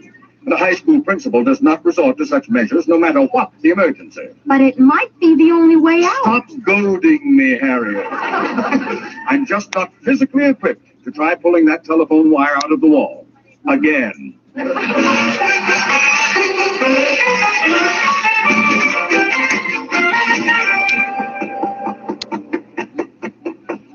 Oh, there you are, Stretch. Walter told me what happened. It was the only way, Miss Brooks. I had to do it. I suppose so, but you were taking an awful chance right outside the principal's office, too. It couldn't be helped. I guess not. Now get off the man's chest, Stretch. Yes, ma'am. This is extremely decent of you. Speaker, Stretch here probably thought you were a prowler on account of that black bag you're carrying. That's about it, isn't it, Stretch? Well, I don't know why all this is going on, but right after you told me Mr. Conklin was dead, the telephone company told me he was alive. Well, everyone's entitled to his opinion. Oh, you must have wanted Mr. Conklin Jr. It's Mr. Conklin Sr. who passed on. Yeah, well, I'm glad that's cleared up. Now, where's Junior's office? I've got to take care of his phone. Phone? You mean you've come to reconnect it? No, I've come to disconnect it. Oh, what a shame. The company sent somebody over to do that an hour ago. Well, you've certainly bagged your quota of wild geese today, haven't you? Well, I don't mind telling you it's been a discouraging experience. Well, I'll go back and check in again. This is what I get for not listening to my mother. She said that she wanted me to take up the timpanis. Goodbye for now. You know, I'm going to miss him. Miss Brooks, who was that man who just left the building? Man, Mr. Conklin? Yes, the man with the brown bag. There was no man, Mr. Conklin. There was a black bag. Thank you, Snodgrass. Step into my office, please, Miss Brooks. Yes, sir.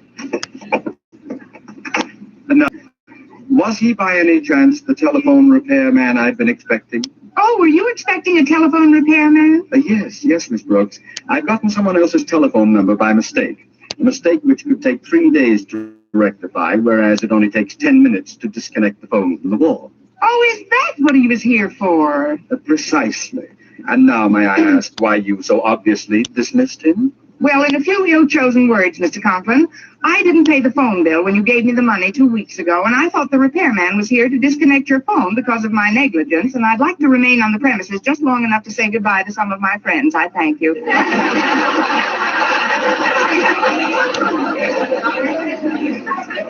I never heard such gibberish in all my born days. I've got more serious worries than a delinquent phone bill on my mind, Miss Brooks. You mean it's all right, Mr. Conklin? No, it's not all right, but I'll take that up later. Whatever you do, don't mention your omission to Mr. Stone when he gets here. Mr. Stone? You've got to help me, Miss Brooks. Mr. Stone will be here at any moment to discuss my gambling campaign. However, some very strange phone calls are liable to interrupt my conference. That's why I want you to sit in on this meeting. Me? But Mr. Conklin, I'll say that you're taking notes on our discussion. Your main function, however, is to answer the phone. That's him. But I don't understand, Mr. Conklin. What kind of phone calls? There's no time for explanations now. Be right there, Mr. Stone. Well, Mr. Stone, come in. Thank you, Osgood. Miss Brooks here is going to focus on our anti-gambling discussion. That is, if you have no objection. Not at all. Nice to see you again, Miss Brooks. You seem to be in the pink. Want a bet?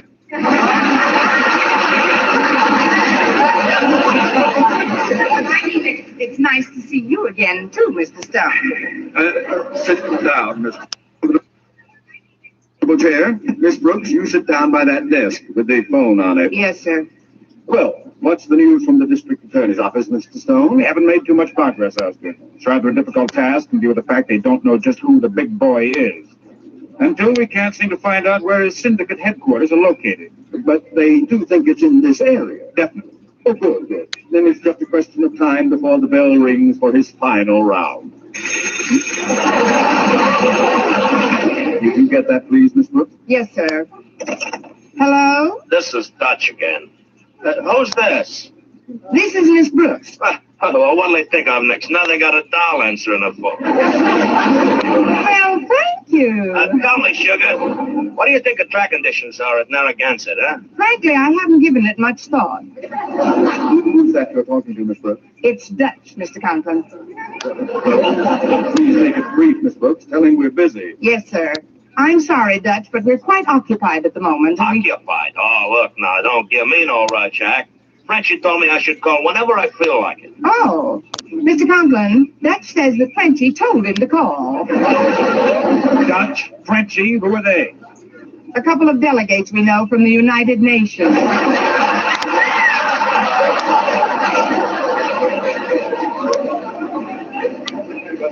Just hang up, Miss Brooks. Hang up at once. Yes, Mr. Conklin. Bye, Dutch. Now, as I started to tell you, Mr. Stone, we've done wonders here at Madison. Firstly, by eliminating all vending machines, I've destroyed the impulse to deposit coins in slots of any kind. He's even discouraged use of the public telephone. Naughty word. The instinct to gamble must be crushed at the earliest opportunity.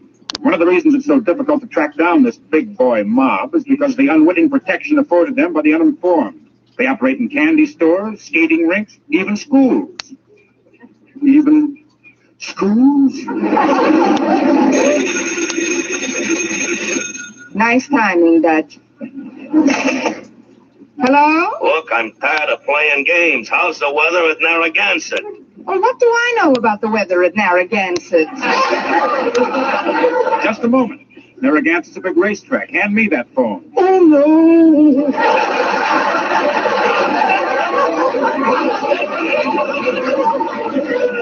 Hello, Dutch. The conditions at Narragansett are weather clear, track fast. Now, would you like to make a bet? Hatchet Man should be a cinch on a fast track, and we got a load bet on him with us. I better lay off about 600 across the board, huh? 600 on Hatchet Man. It's a bet. Ah, good, good. That's one thing about the big boy. He makes you pay through the nose, but he gives you the service, huh? Well, so long. So long. Well, Osgood, that was a very revealing phone call. Now, just a minute, Mr. Stone. You know where I stand on gambling. Why, we've eliminated penny matching, bottle cap tossing. And any minute, we're going to chop up the weighing machine. Come in, whoever you are. Oh, pardon me, Mr. Conklin, but could I speak with Miss Brooks for just a moment? I suppose so, Boynton, but please be quick about it. Oh, yes, sir. Here, Miss Brooks, here's $20 toward the money you owe for the phone bill. Well, thanks, Mr. Boynton. Oh, don't thank me. Thank your fellow teachers. I didn't have time to reach them all, but everyone I asked to chipped in and said he knew it was a safe bet. Did you hear that, Mr. Conklin? The other teachers are all chipping in. Mr. Boynton could only get $20 now, but they all know it's a safe bet.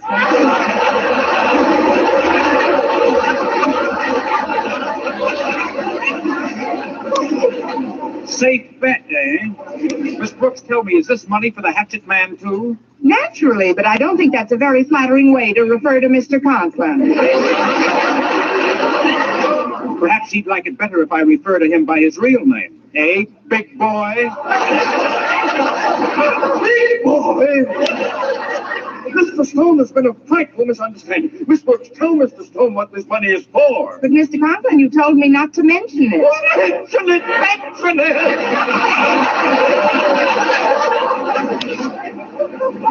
Well, Mr. Stone, this money is for a phone bill that I neglected to pay. I would say your telephone service is functioning admirably. Let me explain, Mr. Stone. Just today I received a new phone number in answer to a request I made 3 days ago. Why did you want your number changed 3 days ago? Because he hasn't got a recording of Good Night, Irene. Good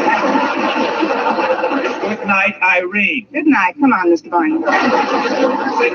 What's going on here? That's what I'd like to know. Why don't you come clean, big boy? Will you please stop calling me by that name, Mr. Stone? The phone company happened to give me the former number of a bookmaker, and it was too late to have it changed before you got here. Balderdash! Sent for a telephone repairman and had the phone disconnected. Yes, why didn't you send for a telephone repairman? I mean, he did send for a repairman, Mr. Stone, but I thought he was coming to disconnect the phone because I hadn't paid the bill and I sent him away. Unpaid phone bills, mixed up. You know what I think? I think you're all in this together. Mr. Stone, I can't say that I like your attitude. Force yourself. Miss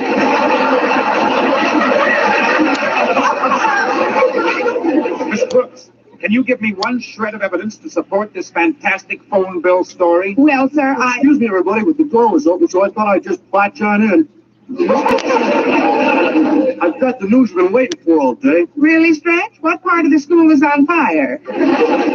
No, it's about the phone bill. I just found out my mother paid it. She paid it? Sure, here's the receipt. Well, I guess this answers your request for evidence, Mr. Stone. Here, take a look at this. Just what does this receipt mean, Miss Brooks? Read it, you'll see. I already have. Now suppose you read it. Certainly. Received from Madison High School, $30. Signed, the Consolidated Gas Company.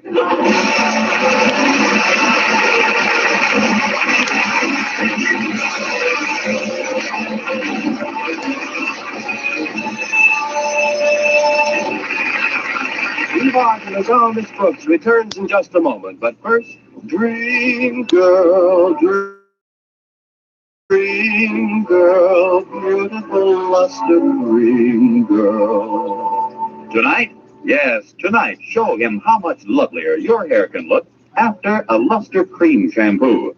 Luster Cream, world's finest shampoo. No other shampoo in the world gives you K-Duma's magic blend of secret ingredients plus gentle lanolin.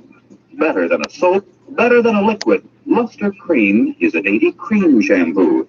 Leaves hair 3 ways lovelier. Fragrantly clean, free of loose dandruff, glistening with sheen, soft, manageable.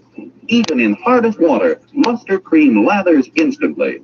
No special rinse needed after a Luster Cream shampoo.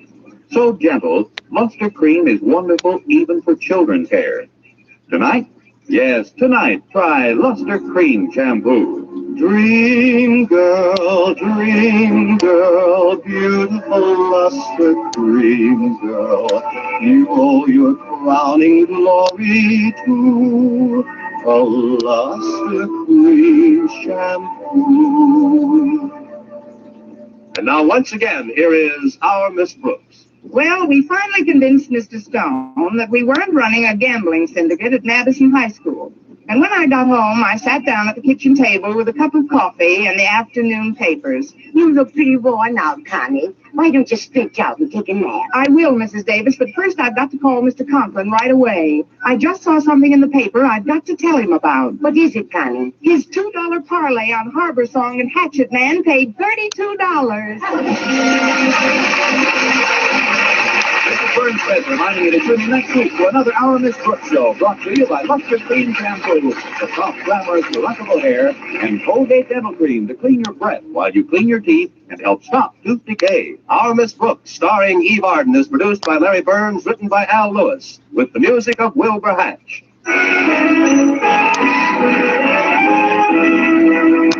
You want a beauty soap for a beauty bath. And your bath becomes a beauty bath when you change to proper cleansing with Palmolive soap. For bathing with this beauty soap brings you the full beautifying effects of Palmolive's mild and gentle lather, proved by doctors to bring most women lovelier complexions in just 14 days. Bath-size Palmolive is designed to give you everything you need for all-over beauty care.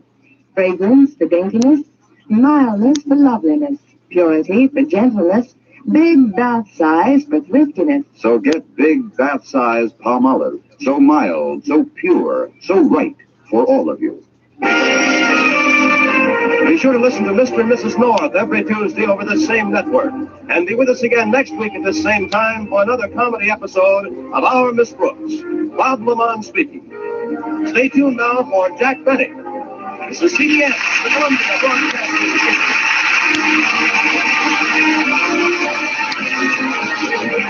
You're listening to Chin Radio AM 1540, the voice of multicultural Toronto, bringing you the latest updates on COVID-19. Stay informed, stay safe, and stay tuned to Chin Radio AM 1540. The Radio Memories Network is brought to you in part by Liberated Syndication. Podcast publishing made easy. Libsyn.com. That's LIBSYN.com. The Radio Memories Network welcomes you to the earliest days of radio. All this is still ours today through the Radio Memories Network.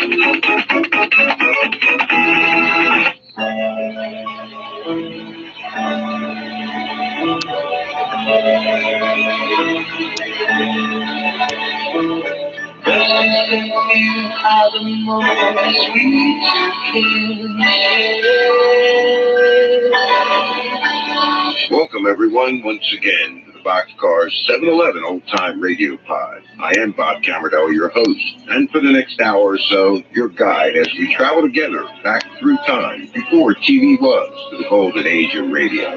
This great programming comes to you compliments of WPNN, the Magnolia Reunion Group's official internet radio station. First heard over the Shoutcast Radio Network and from the heart of historic Germantown.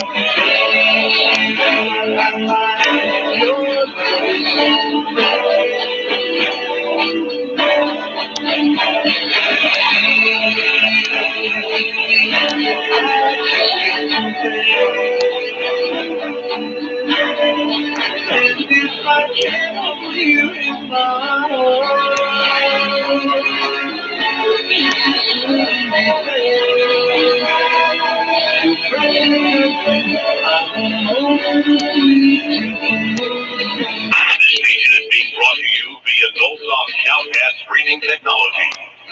For more information, visit shoutcast.com.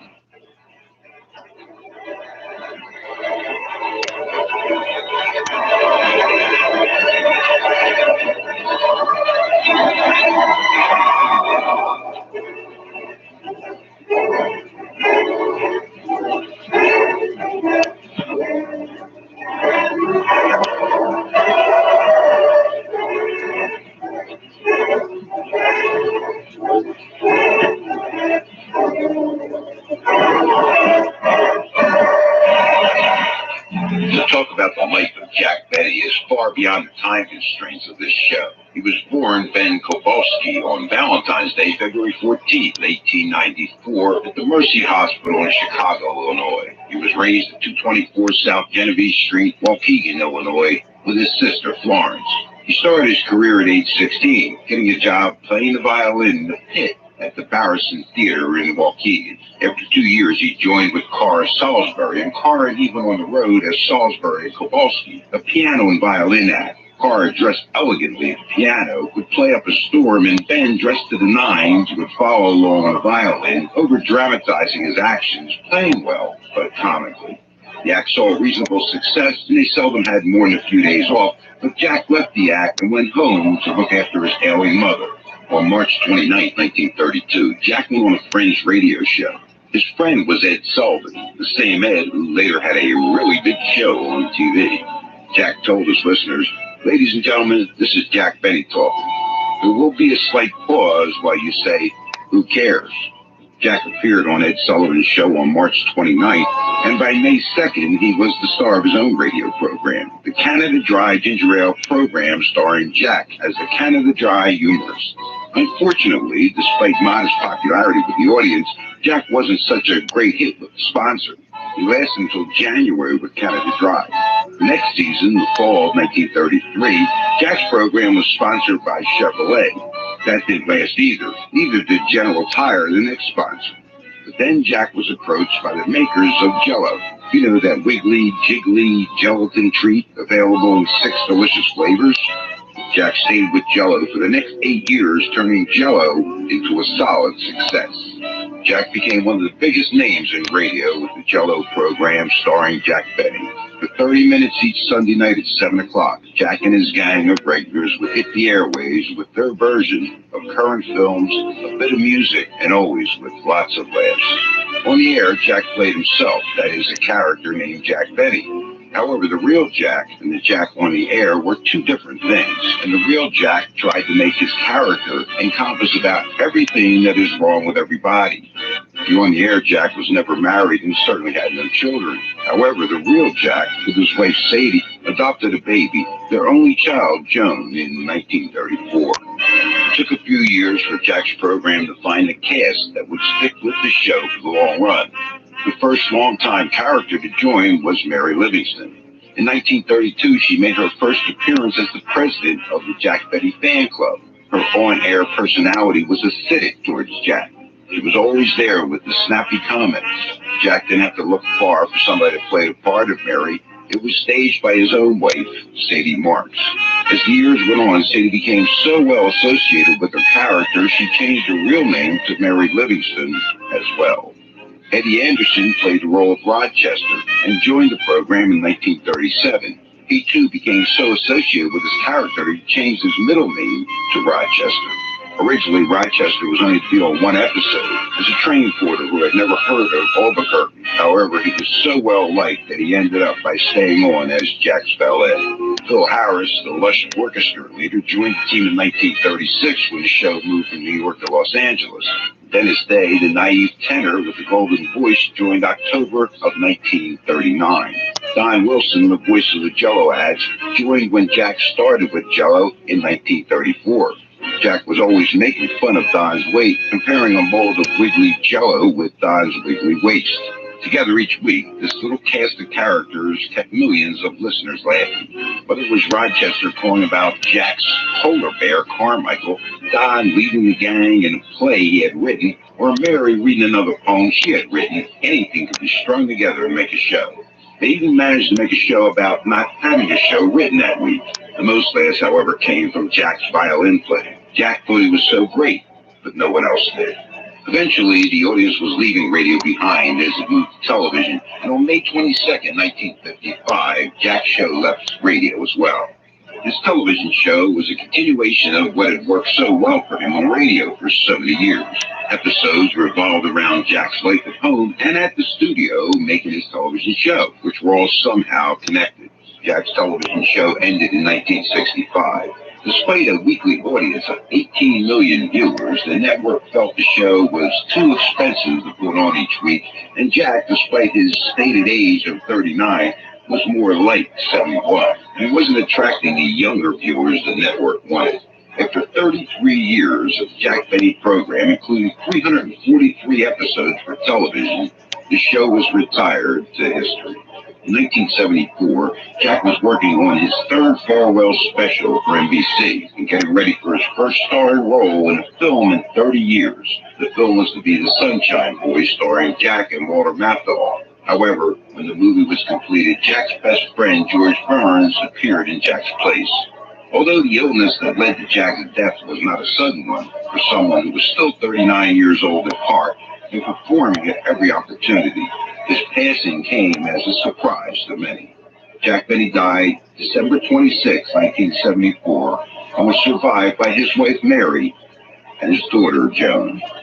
Let's listen now to 2 episodes of Jack Benny. The first all the way back to September 5th of 1943, featuring Louis Armstrong. And the second from the 15th of January of 1950, how Jack and Fred Allen met. So sit back, relax, and enjoy this truly old-time radio classic. 2 episodes of Jack Benny.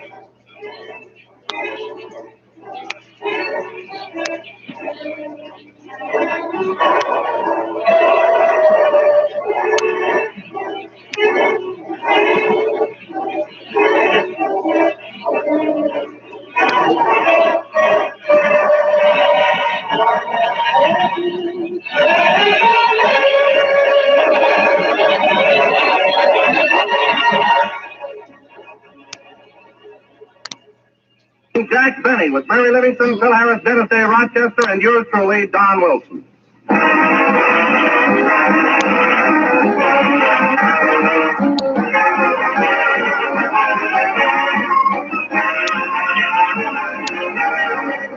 You know, friends, one of those Oscars, if it was given to a breakfast cereal, you can just see that Oscar zooming to a delicious, malty-rich grape nut flake. But when it comes to America's fastest-growing breakfast cereal, the verdict you hear is unanimous. Grape Nut Flakes really taste well. Yes, whether you're breakfast fussy or whether you're just plain breakfast hungry, you'll say the Grape Nuts Flakes satisfy.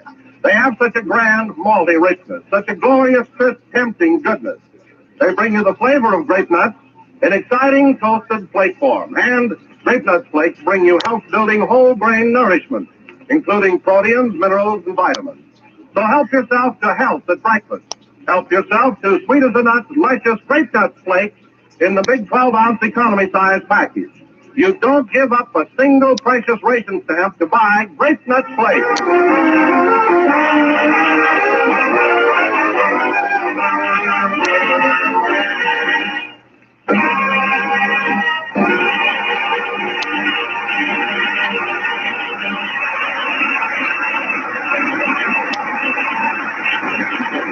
God bless me, but it's fun played by the orchestra.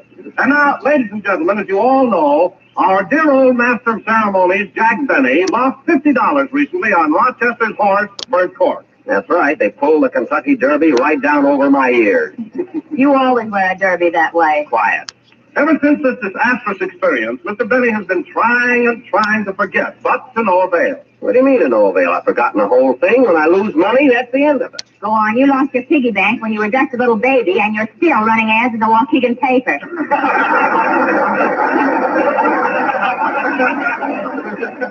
What ad? Lost. One piggy bank on Genesee Street. Foreigner may keep bank, but owner has sentimental attachment to contents. Now, Mary. Please return to Jackie Benny, age 45, Hollywood, California. That you made up. So on with the story, Don. Well, anyway, folks, Rochester returned from Louisville a week ago. But until yesterday afternoon, Jack was unable to get in touch with him. I should have known he was hiding down on Central Avenue. So now, without further ado, we would like to take you to one of Central Avenue's delightfully intimate mixed drinkeries. The time late yesterday afternoon. Stay away!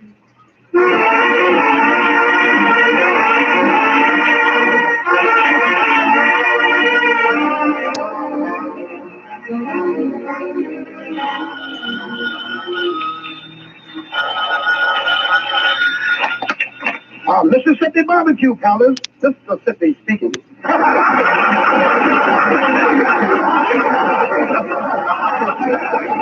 I see.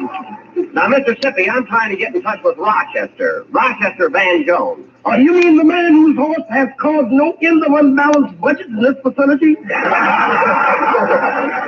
I lost plenty on him, too. Now, is Rochester there? Just a minute, I'll find out. Oh, Rochester. What is it, Sippy? Is that Mr. Bennett? Yeah. What am I telling? Same thing. Okay. Wrong number. Goodbye.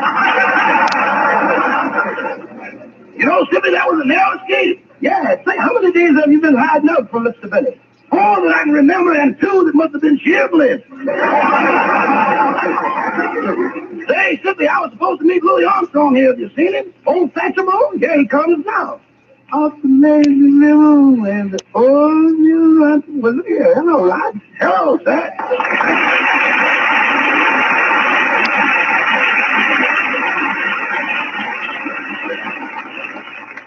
Well, where's the gal, Seth? I thought you were going to come loaded.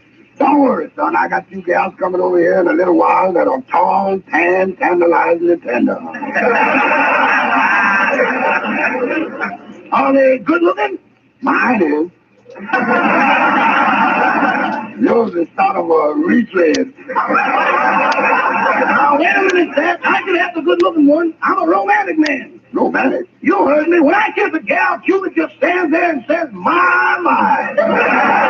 I'm sorry. Oh, you dog.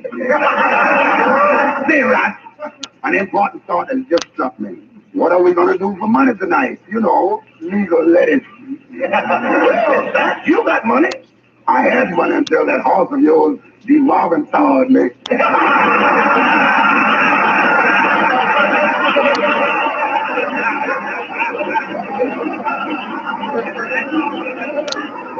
Well, let me tell you something, Zach.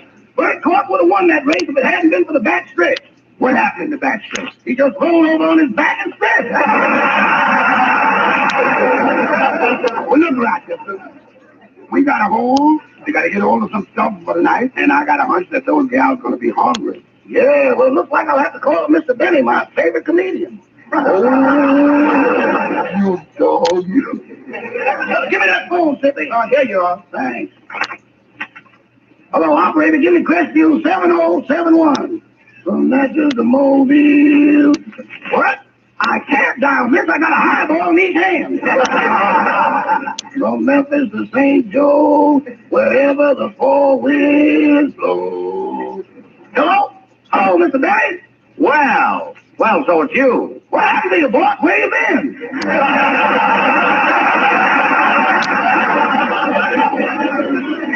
Where have I been? I've been on the phone for the last 6 days trying to reach you.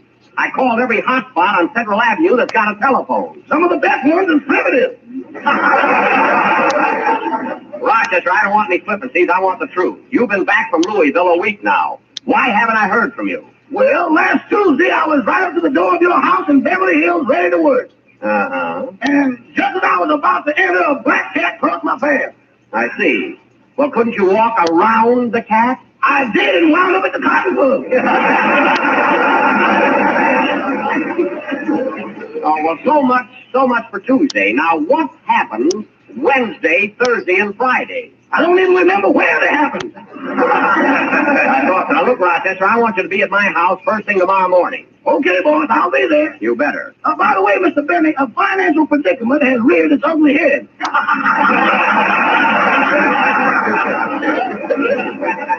I'm in desperate need of, say, about $25. I see. Well, let me ask you something, Rochester. Why should I give you $25 when I just lost 50 on your horse? Well, come on. Rochester, I want an answer to that question. It ain't ready yet. Now, listen, Rochester, I'll give you the money on one condition, that you come over here right now and start to work. The house is a mess. Okay, I'm on my way, boss. So long. Goodbye. Now, listen, Satch, you keep the gals here. I'll run over to see Mr. Bennett, put on the personality, and be back in half an hour. Rochester, you forgot to hang up the phone. Uh-oh. All right, Rochester. Yeah, boss. I heard your conversation.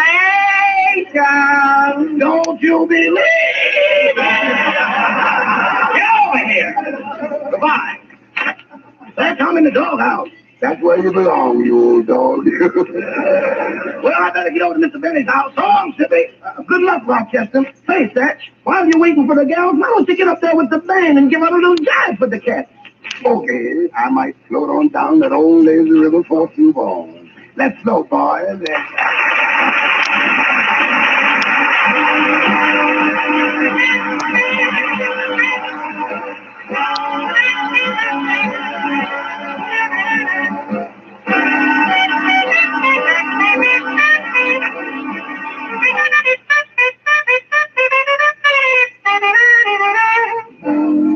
Up the lazy river, where the old men run.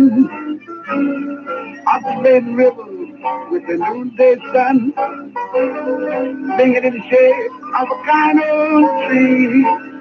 Roll away your troubles, dream a dream of me, dream a dream of me. Up the lazy river, where the warming sun. Two bright lights as we stroll along. Two skies up above, the one I love. Up the lazy river, how happy we will be, my love.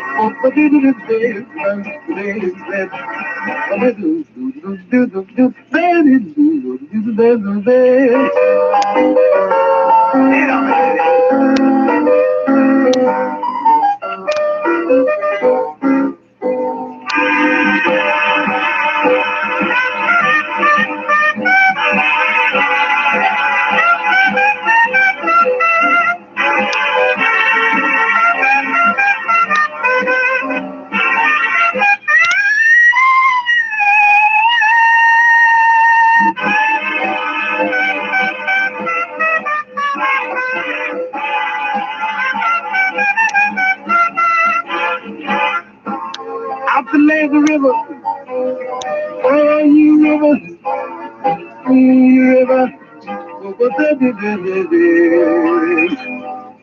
Oh, Betty there. Oh, Betty there. River.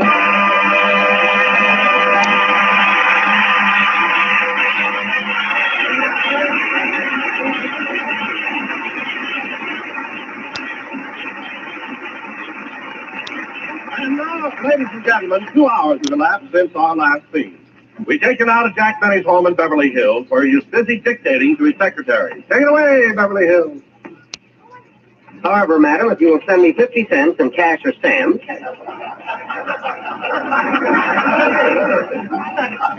I will be glad.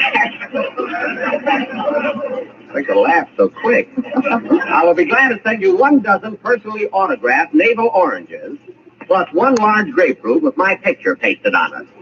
Sign that as usual. Your dream man, Jack Benny. Is there any more fan mail, Miss Livingston? Oh, for heaven's sake, Jack, will you stop with that, Miss Livingston? Why don't you call me Mary? Because every Saturday afternoon you're supposed to be my secretary, and I don't believe in familiarity. Then why are you sitting on my lap? Because you don't know how to type.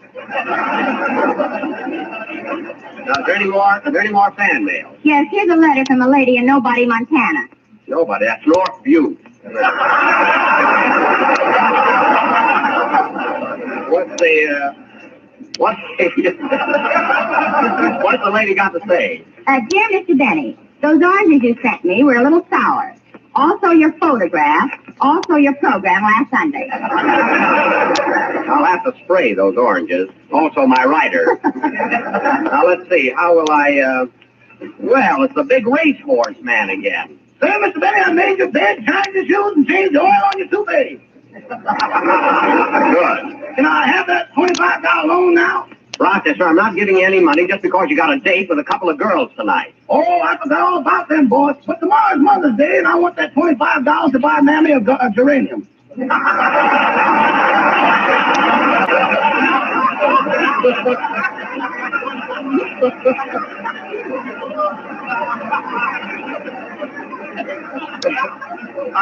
A geranium? Well, you should get quite a geranium for $25. Oh, it ought to be huge. Well, listen, Mr. Van Jones, the kitchen sink is full of dirty dishes. Now go do them. I just got a manicure. I don't care. Do those dishes. Manicure. He thinks he's going out stepping tonight. He's crazy. But, Jack, it isn't Rochester's fault that you lost money on his horse. That phony fortune teller told you to make the bet. You mean Princess Korsakoff at the tea room? Give me that phone, Mary. I'm going to call her up and give her a piece of my mind. Oh, darn it. Have you got a nickel, Mary? Here you are. Thanks.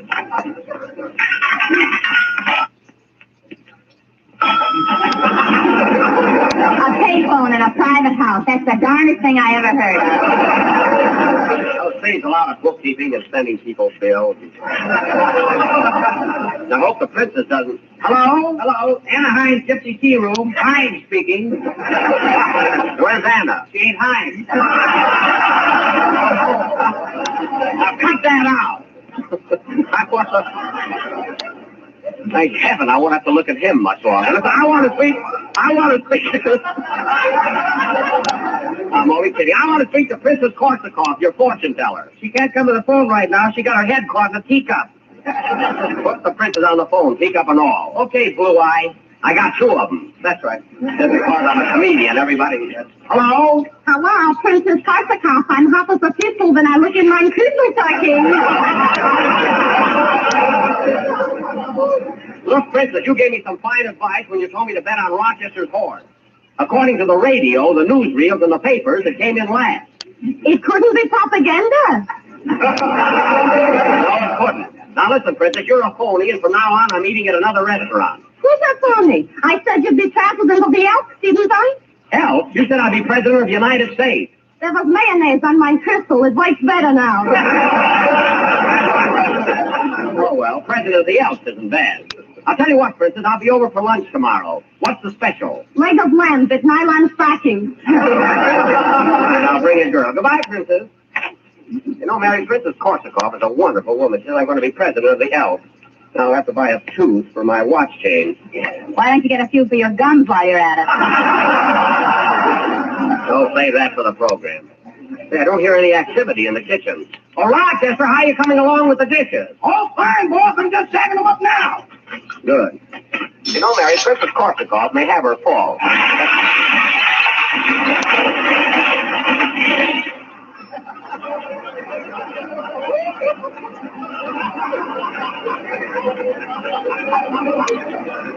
Easy does it.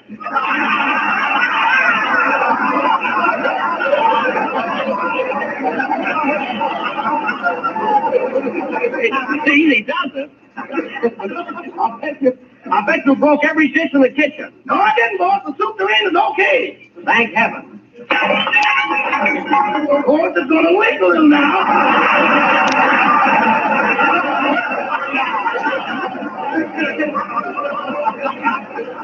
Rochester, those dishes are coming out of your next week's salary. Now go upstairs and press my blue suit. I'm going out with the boys tonight. Yes, sir. Hey, where do you fellas go every Saturday night? We have a bowling team. It's a lot of fun and good exercise.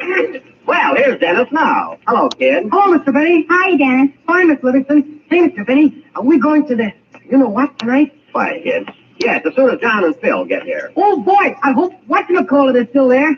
Quiet, kid. Hey, wait a minute. Where are you fellas going? Every Saturday night, we go downtown to the burlesque show. Dennis. The burlesque show? Marion Morgan, more curves than the Burma Road. Dennis, save that whistling for the theater. Say, Dennis, what's that box you got under your arm? Oh, you'll laugh. No, I won't. What is it? Well, tomorrow was Mother's Day, and Mr. Benny has always been like a mother to me, so I brought him a box of chocolate. You're listening to Chin Radio 8. Mother Benny. So Mother's taking you to the burlesque show tonight, eh, Sonny? Yeah, isn't she sweet? Now, Mary, don't spoil it. Dennis gave me a box of chocolates. It was a very sentimental gesture, and I appreciate it. Thanks, Dennis. You're welcome. But you know, kid, I haven't always been sweet to you. In fact, once in a while, I'm very mean. I know. One of the chocolates has a Mickey in it. The Mickey? Yeah, tastes a little like maple nuts. How do you know? I had one Thursday, and I didn't wake up till this morning. Well, I'll watch out for maple nuts. Speaking of Mother's Day, Dennis, have you got a song that ties into the occasion for the program tomorrow? Yes, I'm going to sing Little Mother of Mine. Would you like to hear it? Yes, I would. I'll sit down at the piano here and make off like an orchestra. Don't spoil the illusion. Sing, kid. See, this candy looks good.